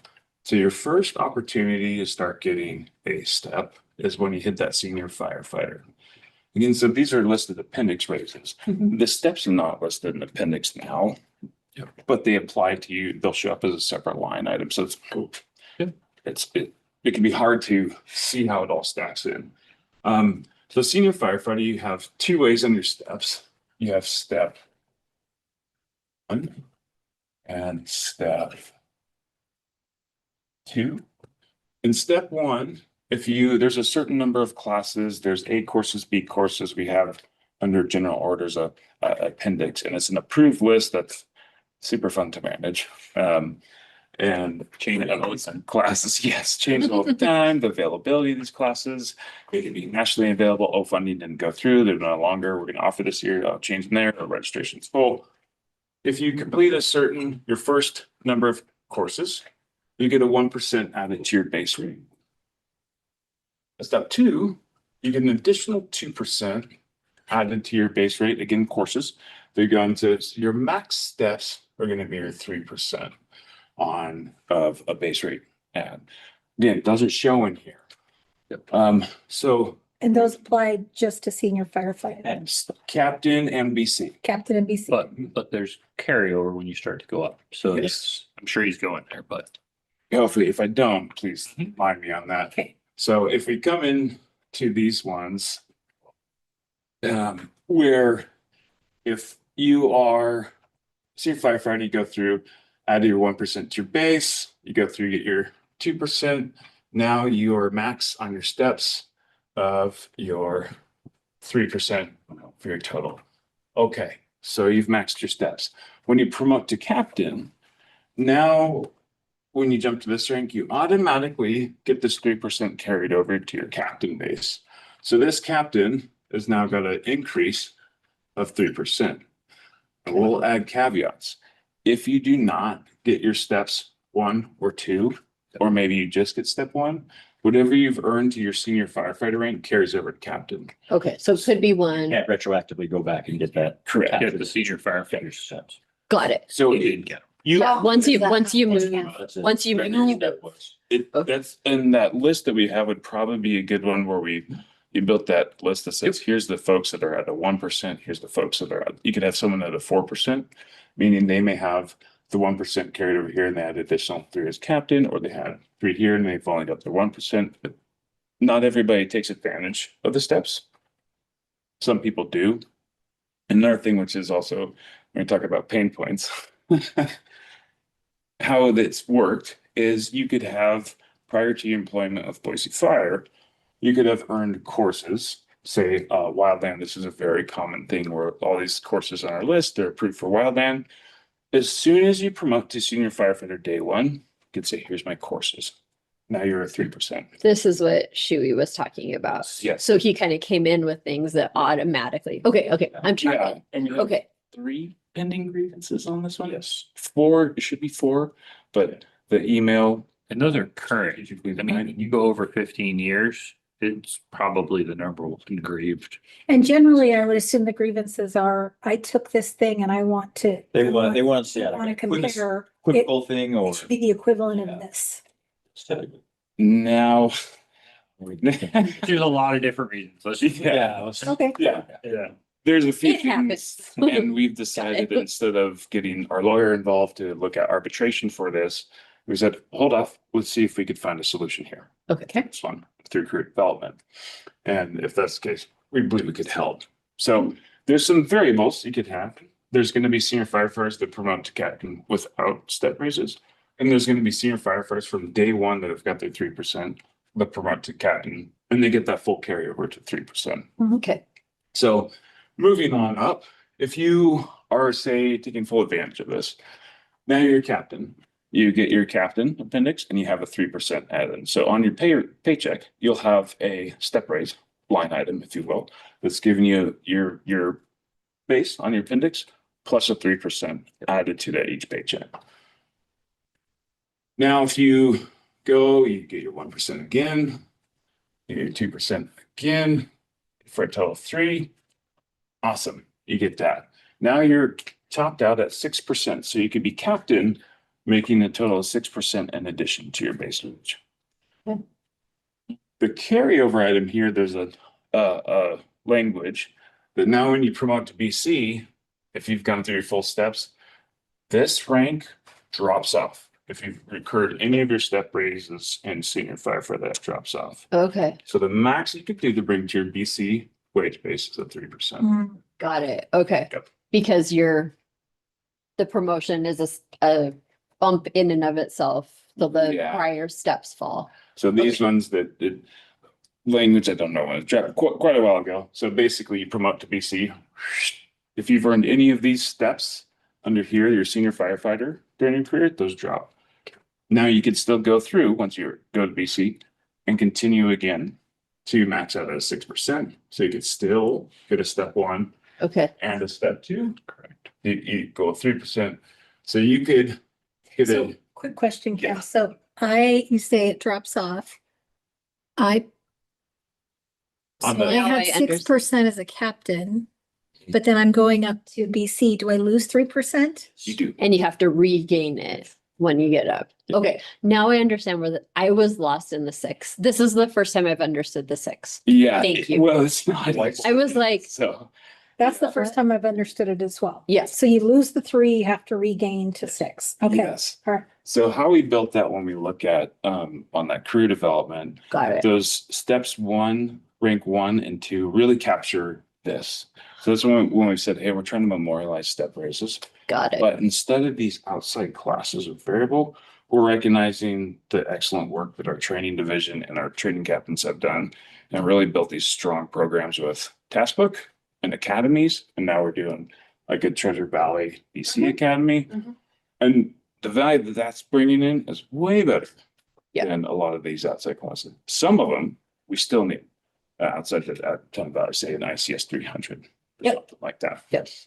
Those make a lot of sense. That's universal. No matter Yeah. where you go, ICS. Yep. And we're recognizing the ability, if you, especially for taking our own courses, when you go through those academy, like a senior firefighter goes through the called ODA Officers Development Academy, they get to see what it looks like, kind of the basics of what that captain, the lens of the operations through that captain. Mhm. So now they have an idea of what that captain's expecting, and they know because they've been through the firefighter ranks, and it makes them operationally better.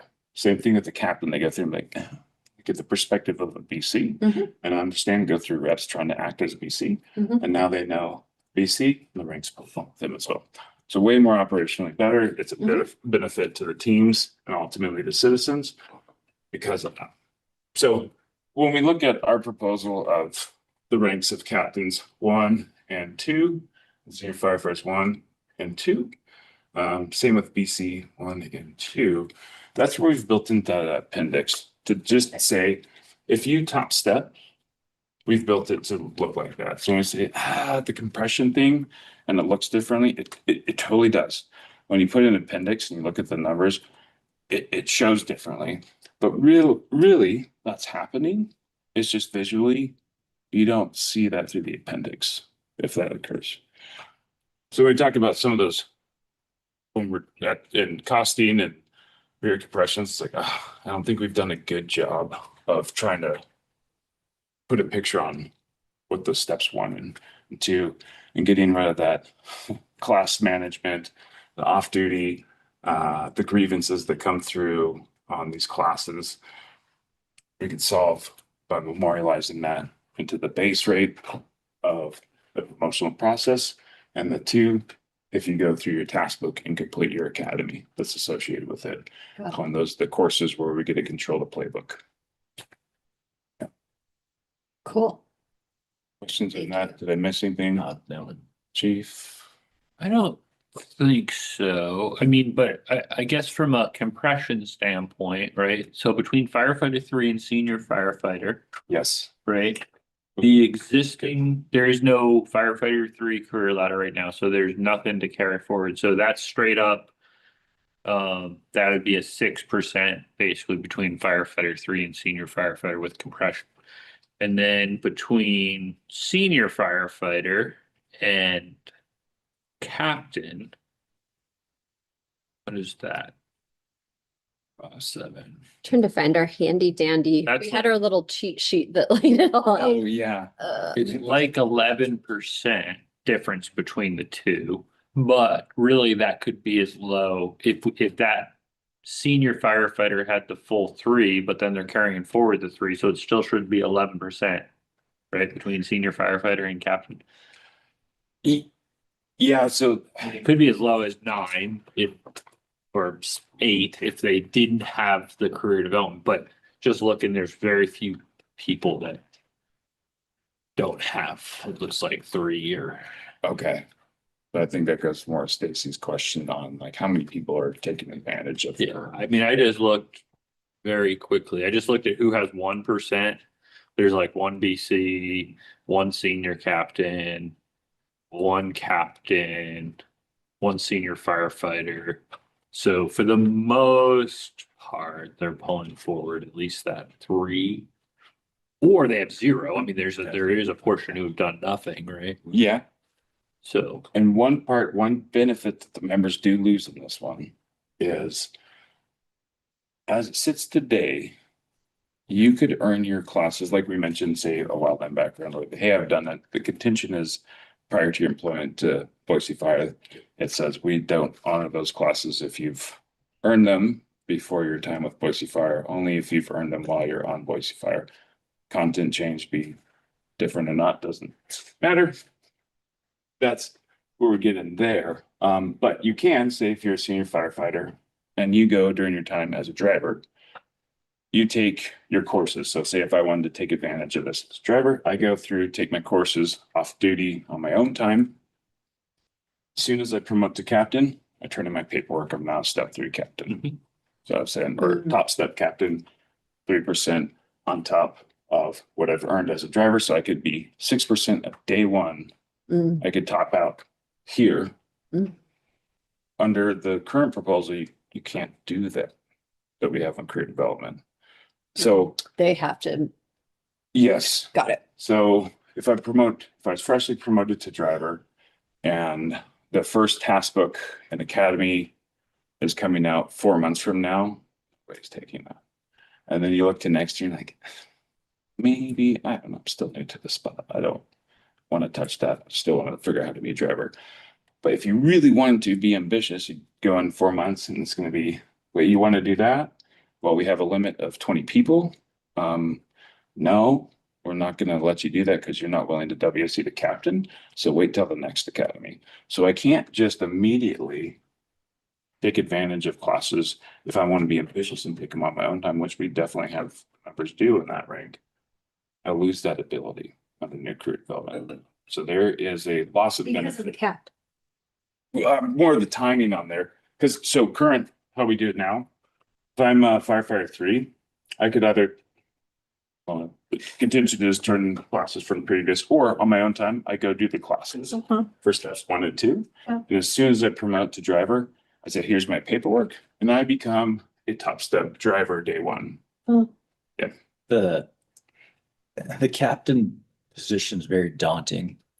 There's a lot of responsibility. You have a lot of knowledge, experience, because your crew's lives are in your hands, and you have to make the final call and everything. So there's not gonna be a lot of members that are gonna promote to senior firefighter, maybe been 7 years on there. Jump right Be in. like, yeah, I'm gonna go get that captain spot. I want to swing up to captain so I can get that 3%. They're, take their time. And that's kind of what we're trying to portray. Is there's not gonna be a lot of people immediately Yeah. getting. So this comes back to our costing assumptions on the 1-year moves. Yeah. And there's a logistical limitation to that as well. But then also it's just, there's not gonna be people who are gonna just jump straight at that. They Okay. want the time in that seat. They want the experience. Yeah, Okay. Cause terrifying. Yes. yeah, Yeah. I totally get that. When I Have we stepped ever into looked this at what role, the I was typical- terrified and it took me years. No, I mean, that's the thing. Seats? Yeah, yeah. Well, I stuff like I joked, I knew nothing What about was that? HVAC systems. I just Now, wondered if like you we start to looked at- swing into that cat spot, you gotta know about furnaces because we go on I think furnace that'd be fires and really furnace helpful. smoke. So just always this, we've just kind of looked at as the knowledge Especially for person that's making the final predictability. call. So As you're trying to see the liability on the list, if you have those averages, it might help figure out if we hit that ramp up, how soon. But yeah, Certainly help with modeling. yeah. Yeah. Yeah. And we're talking about the logistics of it too. If we have a 20-member cap going through that officer development academy per year, just to get on how we call it to your 2. Yeah. And pass your task book in your academy, which has a 20-member limit offered once per year. And with priority given to those that are willing to swing up to the next seat of captain. And then, well, how many people failed this first swing up test that we had trying to get to this? So we just had a swing up test. What's the pass rate? well, I kind of switched. It used to be a little less rigorous. Yep. Now we've amped it up to essentially kind of mimic the actual promotional test, just Mhm. rated a little less or a little more leniently.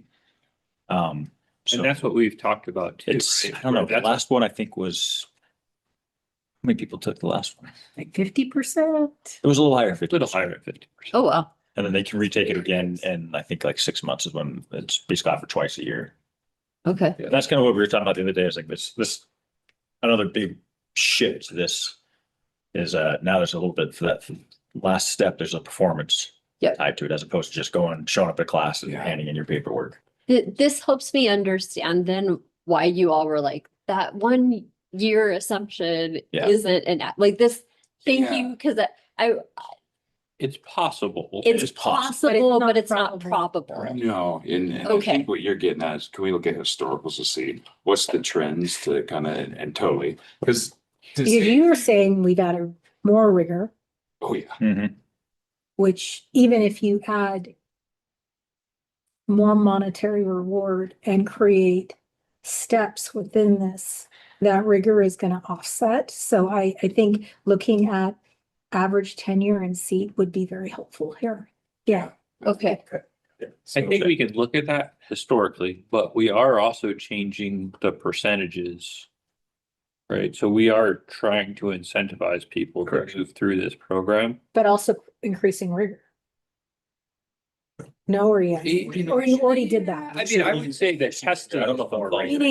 Meaning that you're making the test hard. Yes, okay. Yeah, the tests are harder, so people may It's get harder to. it, it's but they harder may to not pass get it. up Through all of. Yes, yeah, Yes. yes. So I hear what you're saying, but if you're doing both, the results are probably going to be pretty similar to what you have because you're doing this while you're incentivizing this. I would say really what we did was we took our working out of class program. So we said, these people who are filling those roles. And made that working out of class test very similar to our promotional exam test, which has always been a pretty rigorous exam. So we've moved up the bar a little bit on the WOC test. Because it does help with the whole package now, Okay. right? So as we start to talk about that, then that promotional exam can maybe back off a little bit because everybody that's working out of class has had that rigorous exam to work out of class. So it helps with our promotional processes. And when we have all those open seats, that's part of this, the goal of this Yeah. program is to streamline the promotional process. That's a good point we haven't talked about, right? Instead of putting on the pretty hefty cost Yeah. of a test to say you have the practical skills and then say, okay, we're going to test you again to see if you have practical skills. Because once you pass the WC, you're good to run that foothills fire as a captain. Mhm. Just depends on what calls. Mhm. It's not like, oh, hey, that one's not for you. Yeah. It's you're sitting in that seat and you're expected to run full responsibilities of the captain, getting terrified. So if you don't have No, he read it. I think we've all been there, different versions of that, but like stepping up is like Oh, yeah. cold sweat, full body cold sweat. So that one, where that testing is, yes, we've upped the difficulty because one of the looks at it as a captain and say, okay, now if we say, well, if we do one practical, so you make this WOC test more challenging. And then when it comes into you want to sit in that seat full time for your career, let's go more for who are you as a leader? Let's look at some other exams from more of an interview style to see if you're the right person for that seat permanently. So to kind of go back to that, I think drivers has been one where we've had 2% fail rates. There's a vacancy, there's a heavy need. Yeah. But the test is We increased. keep running. And we keep running tests because those. failing a lot of people out. Yeah. So to kind of look at it again on that costing model, take that.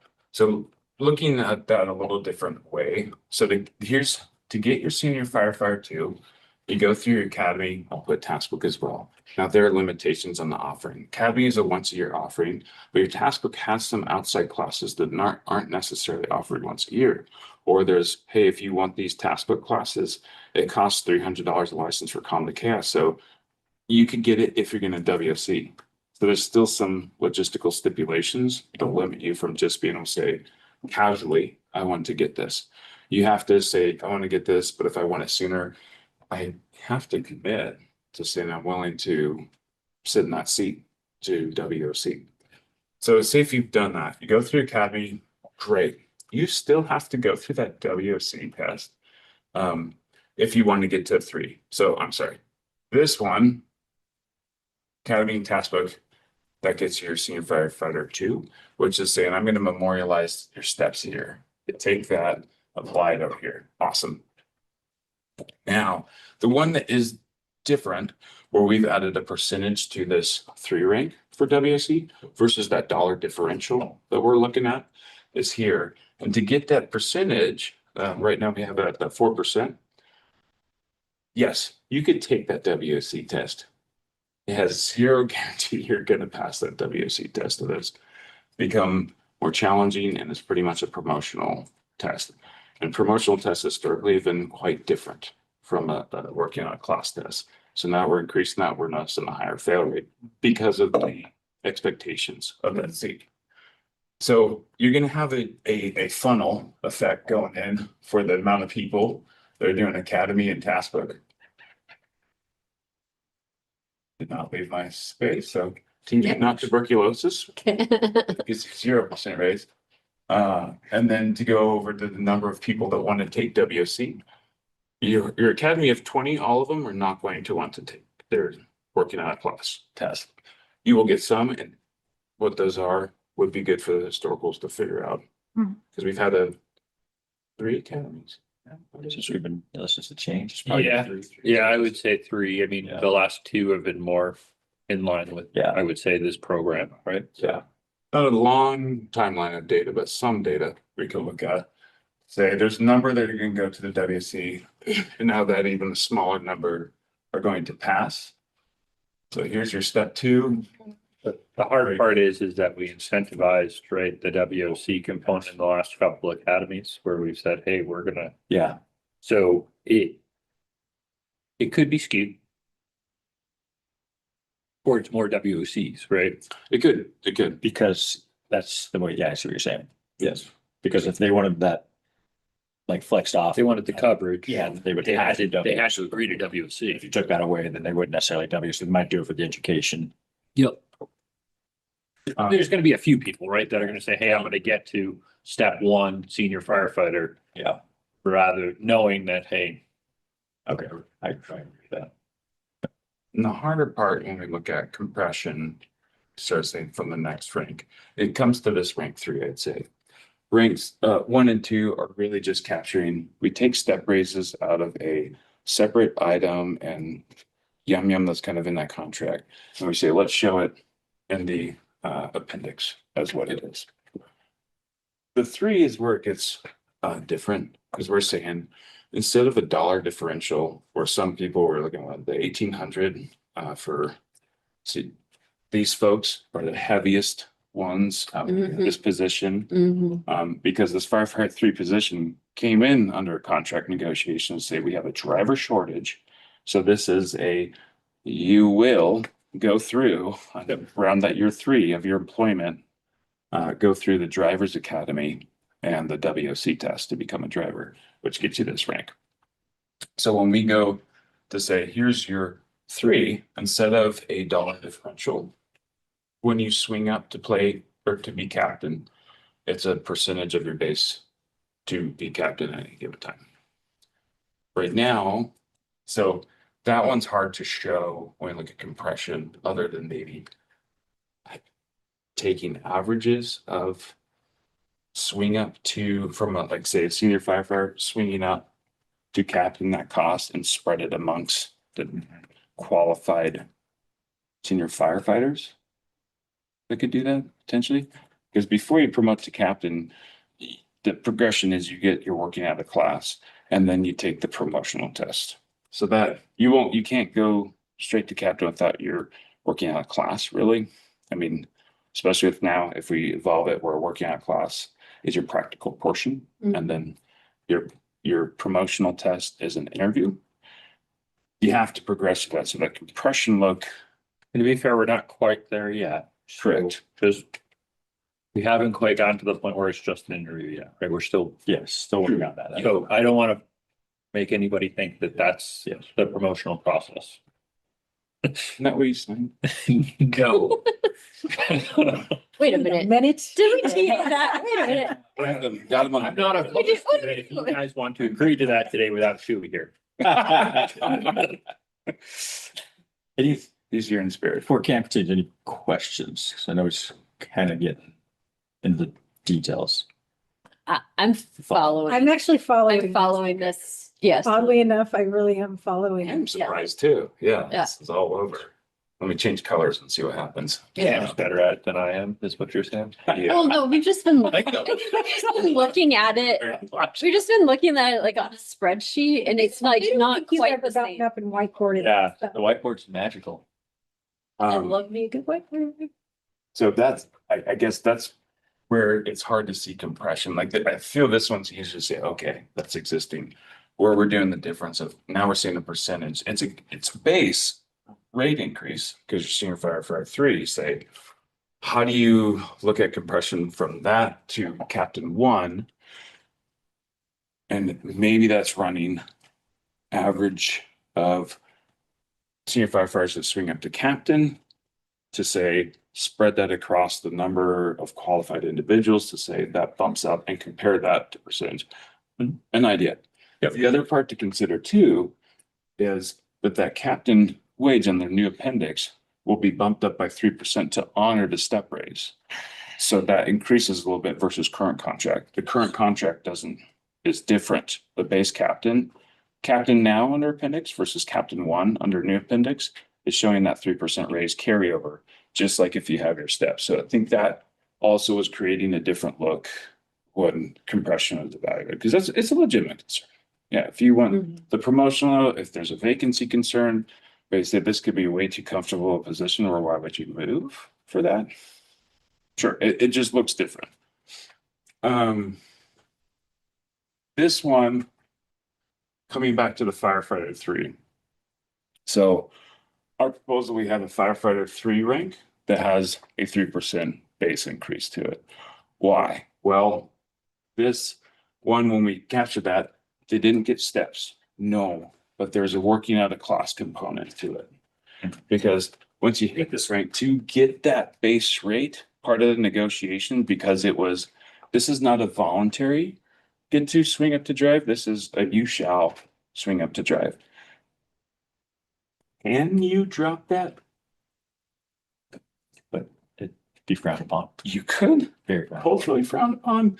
And also, yeah, we've had, I think, two people kind of dip the toe in and say, don't like that water, I'm going to get it. So I believe as of now, we don't have anybody Yeah. that has taken that opportunity to say, no, you're 3, I will maintain firefighter 2. Yeah, it's one or two people over time I've been here, and I Yeah. don't even know if they're still I think they got it back. held on to it. But there has been a period of Yes, sir. time where some people chose that. And what, so I want to make sure I'm following. So one or two people have tried it. Hasn't gone well because, The pressures for jumping into that seat and driving and feeling the need for that role is pretty culturally strong. Yeah. the loss versus the gain, what they It just- feel like what they lost versus what they gained. And this is truly a big jump, as we've discussed on here from firefighter 2 to firefighter 3. And so there's like, I don't want to do it. I'm comfortable. And people are like, what are you doing? Captain's like, look, it's your time. You got to step up. Let's get you working on swing up to drive. And so a lot of that will push members to be like, okay, yeah. But we don't really have anyone No. doing that right now. No, and like, Roman just said that, like, it's kind of a cultural thing now. We're like that senior firefighter captain's more like, take your time when you're ready. Let's get you pushed through. Where that firefighter 3 is like, all right, you've hit your 3rd year, it's time to start driving. Just everybody's just pushed out the nest immediately. Yeah. So, Booted out of the yeah, nest. and that's Did you say you've hit your 3 years? 3, that's when you get to your firefighter. I thought you said 30 for a second. I was like, Yeah. 3 years. Okay. And the key part or piece that they're talking about with that academy now, that driver's academy, is we require the firefighters 2s to go through the academy. Yes. But what the difference is that firefighter 3 is they work out of class. So they can choose to go through the academy, get the knowledge, skills and training, but not go to firefighter 3 and not get the firefighter 3 wage increase. But then they don't have to work out of class as a driver. So what we've seen historically is if it's 1 or 2 people, that's probably a high number that choose to stay at firefighter 2 when they can promote to firefighter 3. There's a number of firefighter 2s, but usually it's because they didn't have their time and grade to get to firefighter 3, or they haven't completed the driver's academy yet. That kind of stuff. But it's a very small number. Pretty much right everybody now. moves. Pretty much everybody much goes to everybody. firefighter 3 at 3 years. Yeah. This is once you get on after recruit academy, you jump onto the line as a probationary firefighter. And this is really your first 3 years here wrapped Yep. into a scheduled promotional thing. After that, Choose your own Okay, guys. adventure. exactly. Yeah. And this one, again, that one was negotiated in because there's a big need for, I know she would know the year. But when this was negotiated in to say this is a mandatory Yeah. that you will get in. And at that point in time, we agreed to do the annual paid drivers academy. So that was kind of the give for firefighter 3 at the time was we We'll, did we'll guarantee we can. every year we're doing the drivers academy and it's paid. Yeah. So Okay. and these folks right here at this rank, when we look at the brunt of swing up hours, working out of the class for the rank above, the firefighter 3s are picking up the biggest tab. Right now, looking at the Power BI, Mhm. a pretty proportional size of it as well. So with that one, under that, if we were to not increase the base rate, what we're saying, because you still, if you're a firefighter 3, when you sit up in that driver's seat, you are sitting at that dollar differential. What was it? I have it written. I could go look that. 5. $5.57. Yeah. So if that base doesn't go up by that, or we talked about that 3%, they're completely losing a benefit. Yep. There's all loss, no. Exactly, Okay. exactly. So Okay. it kind of goes against the full contract. So Okay. a bit written down on the whiteboard. Yep. Very do helpful. we need to look at any of this more or? Leave it up, but anything. So not,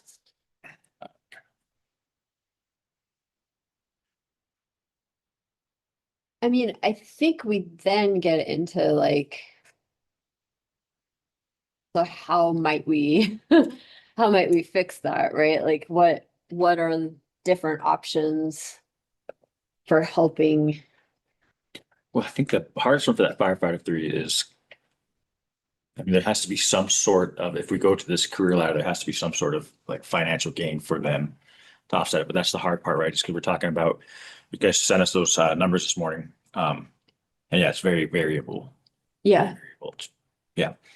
Because 1 year was actual difference was Right. 36, 77, 39, and 160, right? So Right. it looks like what we were looking at this year, and like this year looks like it's going to be even higher than that one. yeah. So that's where, I don't know if there's some prediction model. Because it looked like you increased the budget from 24 to 25 for WOC. Was that like an expected, It's probably just the generalized 3%. was just maybe, the last one almost hit 200 for the actual. I don't know if it's jumped that or if you had a prediction model. What would be 3% on top of that? I Yeah, is it think, like 206,000?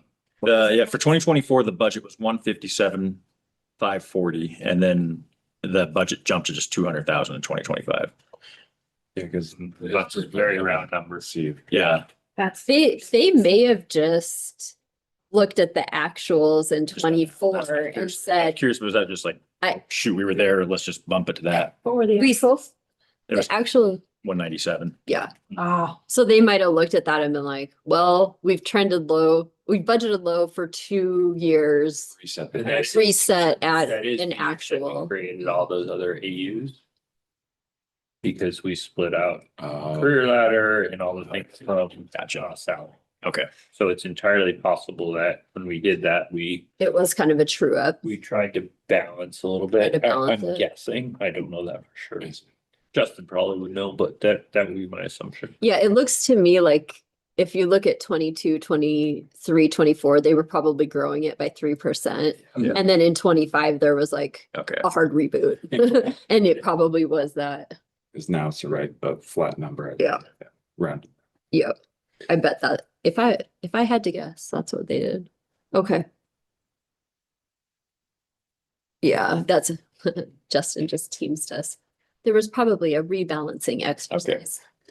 I think so. I think that's probably what we did. Yeah. Okay. So how might we solve for that? Because again, clarifying intent, right? Like it's not our intent to do this on the backs of our firefighter threes, right? So like what are different mechanisms that we might? And I'm assuming, and I guess I'm making this assumption is that that's probably our biggest concern with the career program is that firefighter career, but there's maybe some others too. But that's probably the biggest one that That's to be the hardest. desires the most focus. Even our proposal, I mean, it's a razor thin margin for that Yep. firefighter. Yeah, when you're, I mean, what is it, 600 hours a year on average at WOC. Yeah, there's a break even point and Yep. some of the members are most definitely over that. Yeah, well, a break even point, yeah. So I hope when we looked at, when we were getting the costing back, you could, seeing that now we're thinking how we saw those numbers like, wow, I don't know. And that's where we'd propose, I see this costing getting maybe to more, I think, to put the liability on the books is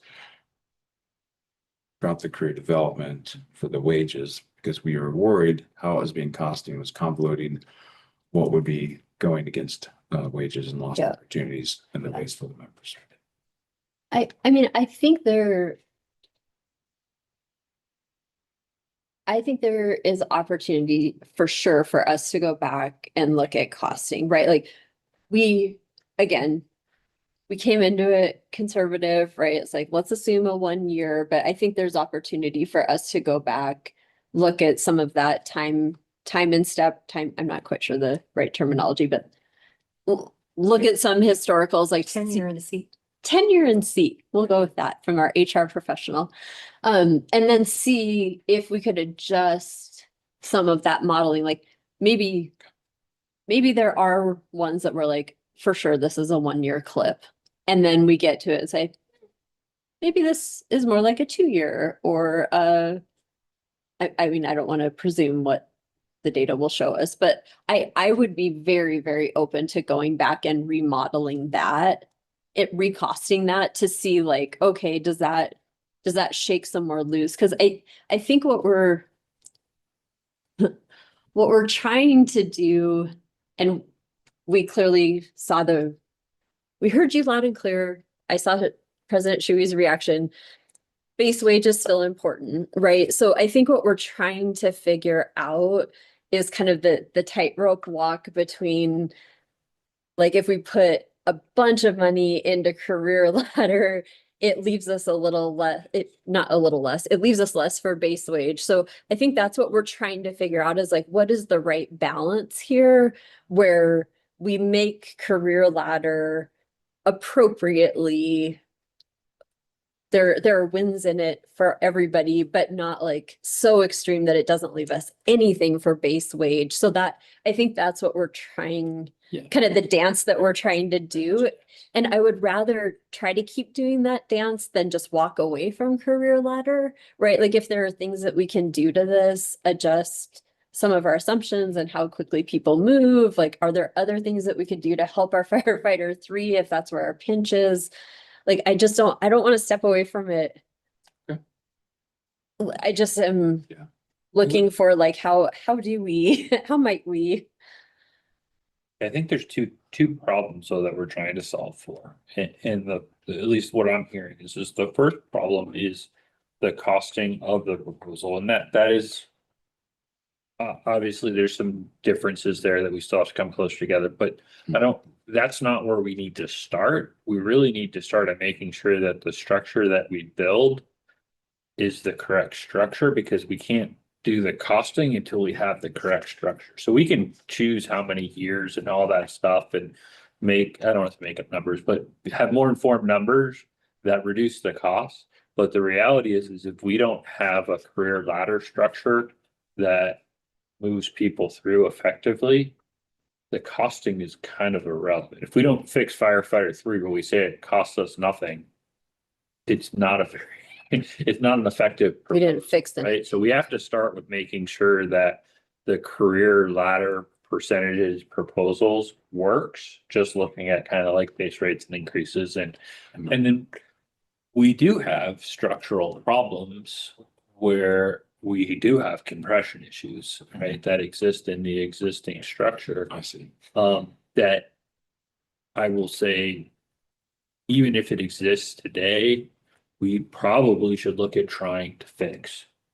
Okay. Right, and I think that's what our proposal tried to do, was to fix, I'll say, structural issues.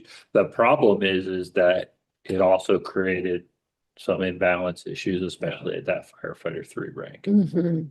So I think it's how do we fix it? And then once we fix it, then how do we create effective assumptions to cost it? Mhm. And then with those costs, then we have to go, okay, great, it's gonna cost X, but how do we still balance that with base wage increases? Mm. So it's almost That's like. where I like that order of process. operation. Yeah, yeah. I think it's a really worthy, I think this is a really worthy, goal to achieve, because, think about the things you're talking about in terms of internal controls, internal programming, you standardize, it's consistent, it's fair, people are seeing and learning the same framework, the same curriculum. I think that's really, really important. When you build a structure correctly, you're incentivizing to the business need, and you're also, again, going back to incentivizing fairly and consistently. So I think this is worthy in the fact that the work now, and it's hard and it's challenging to figure out how we do this in the right way. If it's done right, years of benefit to your members, years of benefit to succession planning, making sure you have the right people in the right role at the right time, and that you have enough at each point, whereas right now, clearly we have some pain points. So I know this is challenging, but I think it's really worthy for us to continue to explore. How do we get there in a way that's satisfying, and fills the needs on both ends? I mean, and maybe this isn't the right time for it in terms of our negotiation process, but the other thing some places do, right, is not have a senior firefighter. They just have firefighters that drive. Right, so that's another way out there way, right? Well, I agree that wouldn't be the time and place at Yeah. this table there, Yeah, I'm not advocating for it. I'm just saying that's a, you know, a potential solution, right? There's other places that do. I'm not advocating. The records show he is saying it is one way to do it, not the preferred way. Yeah. Well, I think. I mean, not drawing a little bit of an analogy, just lived experience on the police side. Like, we did get this out of whack. People refused to promote Mhm. and we couldn't figure out how to fix it. And then we ended up having to do laterals because nobody would move up. And I also, that is another way to do it. I don't know that that is the way we would want to do it. So I think that's these are all the things we're trying Yeah. to figure out. Is like, okay, like, One of the things is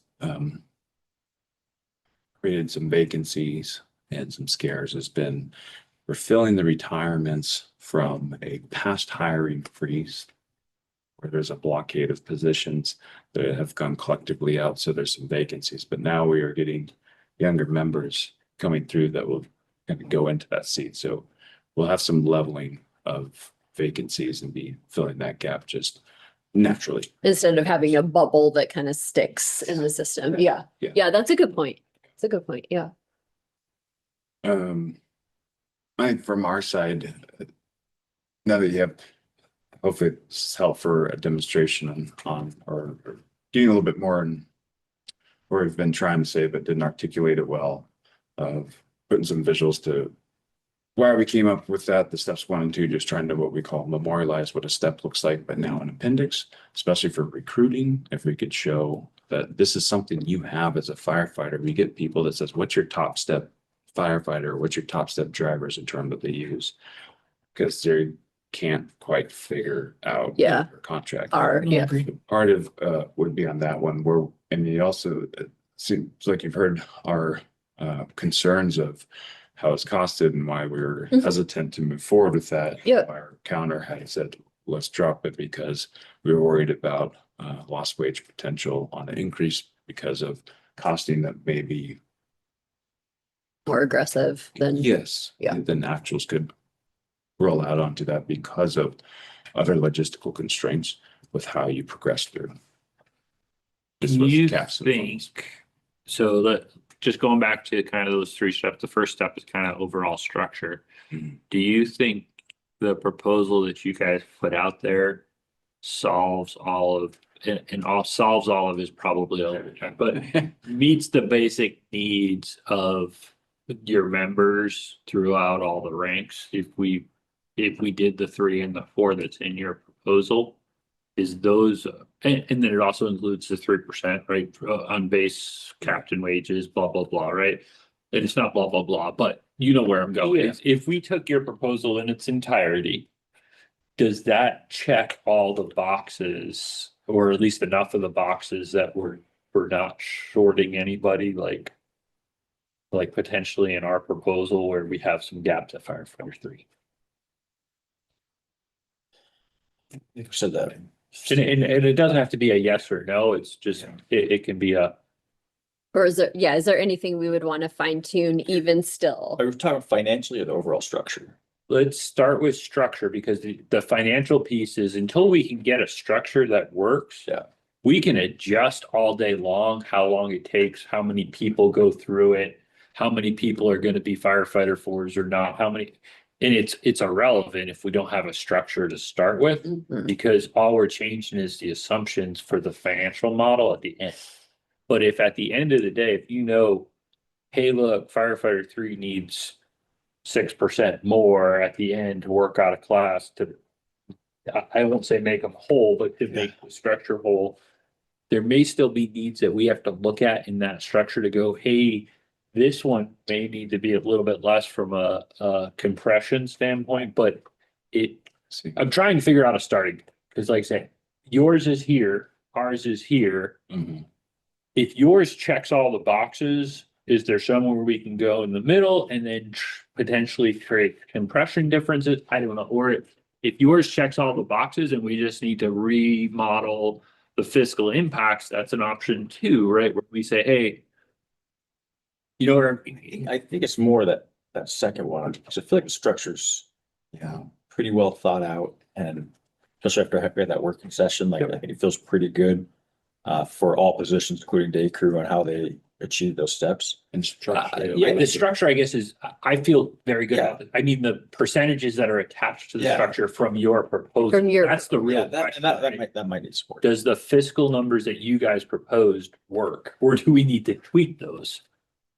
And if Even go back to like the original proposal. your original, Your original, if today I said, I agree to your original proposal, let's implement it, and we take the fiscal component out of it for total budget, like wages and all that stuff, would it work? I think we probably want to look at it a little more. And that's fair. That's totally fair. Yeah. I just think we need to start there. We need to start with a proposal or a package that compensates our members appropriately throughout. And hopefully fixes some of our compression issues and our structural issues that we see. And it may be hard to get there, but I don't wanna. I think the modeling piece is secondary to figuring out that structure. I mean, we came up, to be very honest, when we started this and HR said, we were like, HR, you have a magic wand, create a structure that like more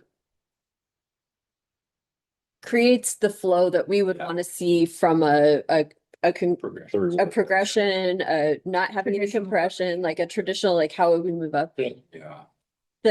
The numbers came back and it made our eyes water. So like our first proposal that we were like, this is like the ideal structure and how we would do it. We very quickly were like, oh, well, that's so so we started there, then yours came back a little different. And then we tried to be like, okay, like, but if that still takes too much out of base wage, is there something we can get to that's like more cost neutral? So I think like we ourselves behind the scenes have been through like multiple iterations. Yeah. And I think we're just like really open to being like, hey, if we've been through this many iterations, like how many have you been through? And is there one we should just like look at one more time? Dust off again. Yeah, and if at the end of the day, you guys go, hey, ours that we presented, we feel very comfortable with that. If it was approved, our members would support it and it compensates them fairly. Then we can go back and do some more work on our end. We totally can. With the modeling. Yeah. To see if we can adjust it more, but if it's not, or is it ours and we say, hey, firefighter 3s still get WOC differential? But once again, way out of whack. I'm throwing spaghetti out there to see if it sticks. It's not a offer, but things like that, I think we could look at to how do we, if at the end of the day, we go, the structure makes sense and we think it compensates people fairly, except for firefighter 3s, and we need to figure out how we get them some additional compensation for those WOC hours. Compensates them fairly and also incentivizes in a very sound 100%. and effective way. Yeah. Right, where you don't get your holes or your gaps. Right. I don't want to do this because it's Right. not enough money to make me want to do this. And Yeah. and it also prevents me from going there because I don't want to go through. So I think that's really important that we think through the structure to say, does it do what we need it to do? And I don't know. It bends my brain to think about like, what would grandfathering look like? Or like, what would couple of year smooth out Buyout. or voluntary buyouts. Well, You are not gonna be my best friend. BFFs. No, but like, I mean, sincerely, like, are there things that we could do to be like, listen, we recognize this fixes a long-term problem, but it creates a short-term pain for a group of people? Like, is there a way to help that group of people move through this? If we Yeah. know this is like the right way to go long-term, like how might we help this group of people that it is not great for in the short term? Like, I sincerely, I think we're really open to, much like we had with the AEMT, right? It's like, hey, if we could help these folks that are currently working under these assumptions have some stability forward, like I think we're open to any idea.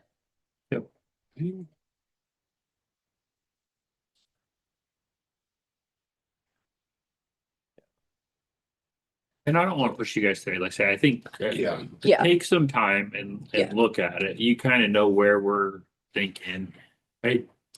Cam, I'm pretty confident that you're gonna run the numbers and just, right? And it's either gonna work or it isn't. And so, but like I say, I think we've walked through it pretty well. I feel like we've checked a lot of the boxes, at least on I trying think to level so. set stuff, and now it's think so. probably just doing a little bit more work. I think from our side, we're gonna still keep working on that back end or that second end structure as far as how do we potentially adjust things? Is it 1 and 2 years? Is it, so some of that kind of stuff, we can look at some of the seat times to potentially inform some of that. Mhm. And then we can even work with Chris a little bit more on if there's any compression stuff, right, that we didn't quite capture accurately. I feel like we captured most of it, but there could be a few things in there. Sure. Mhm. Might adjust those. Mhm. Does that make sense to you? Yeah, absolutely. And structure too, like, we're happy with that, and we know the training division likes us as well, because they get to control the playbook that we're operating on. Yeah. So we play more like Seattle Seahawks, not like 49ers, which is, Hot mess. oh, yeah, yeah. And the other part too is predictability. When we talk about scheduling, that the training calendar is a mess. So Yeah. you could now expect to say, okay, I'm ready in my career to look at going to captain. I understand that ODA is usually offered, say, in the fall. And you could plan on the next year, like, maybe I won't be doing this because I know in these months they usually plan it out. So Completely agree. yeah, And the same thing for Succession planning is BC. much right? stronger. It's- yes, It yeah. just rolls out. Yeah. The goal is that we're moving people through that whole career progression if they want. Right, but we've got a very clear, systematic, we're prepping them for that next position. And then compensating for that. We'll say on where we've put proposals financially, do you feel pretty good about where that is and where the benefits are with for the membership as a whole for consistency? While there is some growth pain points in there, probably feel pretty good, but we could run it again. Yeah. A few hours of sleep and then Yes. come back, look at Next week. Yeah, this is not Yeah, a that's pressure sharpening today. our computers. Like I say, we've spent a lot of time talking through stuff, so I don't want to try to tie you in Yeah. and say, No. I want your support that if we said yes to this day, you'd accept that. And I think there's, and you got some new information today, even with the, the wages and the rates, and I think Yes. that factors into Stuff. that 4%, right? That's step 3 that you gotta look at that and go, So I would say we'd be open to entertaining career development again, if some of those pain points, if we could work through, Mhm. will give us pause to continue the pursuit. That could be beneficial. Cool. So we owe on our side of is this one in particular, coming back with and saying on our costing, either we feel comfortable and we feel that we've hit it with a proposal, or adjusted here be the comeback item to that. I think that would be great. Yeah, I think we've got clarity on how we could come back with AEMT. So work is on us to do a reboot on AEMT, given what we discussed today. And if you all could just dust off and really make sure like, yep, this is it. I think that would help us on career ladder. Career development. I Yeah, always call it the wrong thing. and like I say, once we get that, even if you want to provide us that, hey, yeah, we still feel comfortable with our numbers. I think then we can get that proposal to Carissa and see if Yeah, I mean, you could impression changes. You can email that. That doesn't have to wait to Yeah, be back at the sure. table next week, right? If you all work. We through might be able that. to work offline too, and Yeah. just go through your proposal very cleanly and say, here's where we might have to make adjustments to keep the structure Mhm. in HRA. I think it'd be very reasonable to expect us to have that by weekend. Yeah. And Christine doing the same, what we've been doing for communication. Absolutely. Shoot us an email so then we can keep it moving in the background to come Yes. back. Because it is, I think, a week and a day before we're back. So we do have a lot of time to work Yeah. Yeah. offline. Well, would that be the decent segue then to say what time shall we reconvene unless there's a Absolutely. day that we want to cover? I think that checked our boxes. Yeah, that definitely. And we have, thank you for, don't forget, you did put a package out this morning. So thank you for that. That gives us some more to think about as well. Okay. The 15th, 8:30, 8:30, keep it. I, Oh, guess not. Ish. sorry. Ish. If there's any way we could do a 9:30 start. Sounds good. 15. We gotta speak for shoot. Is waffles pretty needy on a Wednesday? You know how sometimes you schedule a doctor's appointment? I was like, who? It was one of those, like, you schedule a doctor's appointment and it's like so hard. to Oh, reschedule yeah. Said doctor's appointment. Oh, yeah. I scheduled Certainly. months ago this doctor's appointment. It would be a real pain in the Yeah. butt to have to move it. So if we could do a 9:30 start, that would be Would amazing. even 10 give you more time? That'd be appropriate, which. 10 would give me a little more buffer. I'm good. If we could 10's do great. 10, okay, Let's, yeah. that would be amazing. Thank you very much. From our side, just a reminder, it'll probably be Chief Bowen. If we needed to come. Summer of Romeo. Summer of Romeo. I'm sorry. I have a stinking doctor's appointment and he's out on vacation again. What on earth? I want his life. Let's just be. Let's be fine, shall we? Chief, no one has earned that vacay more than you, my Yes, friend. true. We support you. We do. Okay, so it's Even if 10 we a.m. cut in, 10 a.m. we support you. Thank you. Thank you. Hopefully you guys get some rest. Yes. Now we're gonna jump on it. Naps. Yeah. Naps. Yeah, my kids are, hey, when are you coming home? Use the e-bikes, go for a ride. Okay. Okay. Listen. Do they have driver's licenses and are they registered? Oh, no. And do they have like, their certification?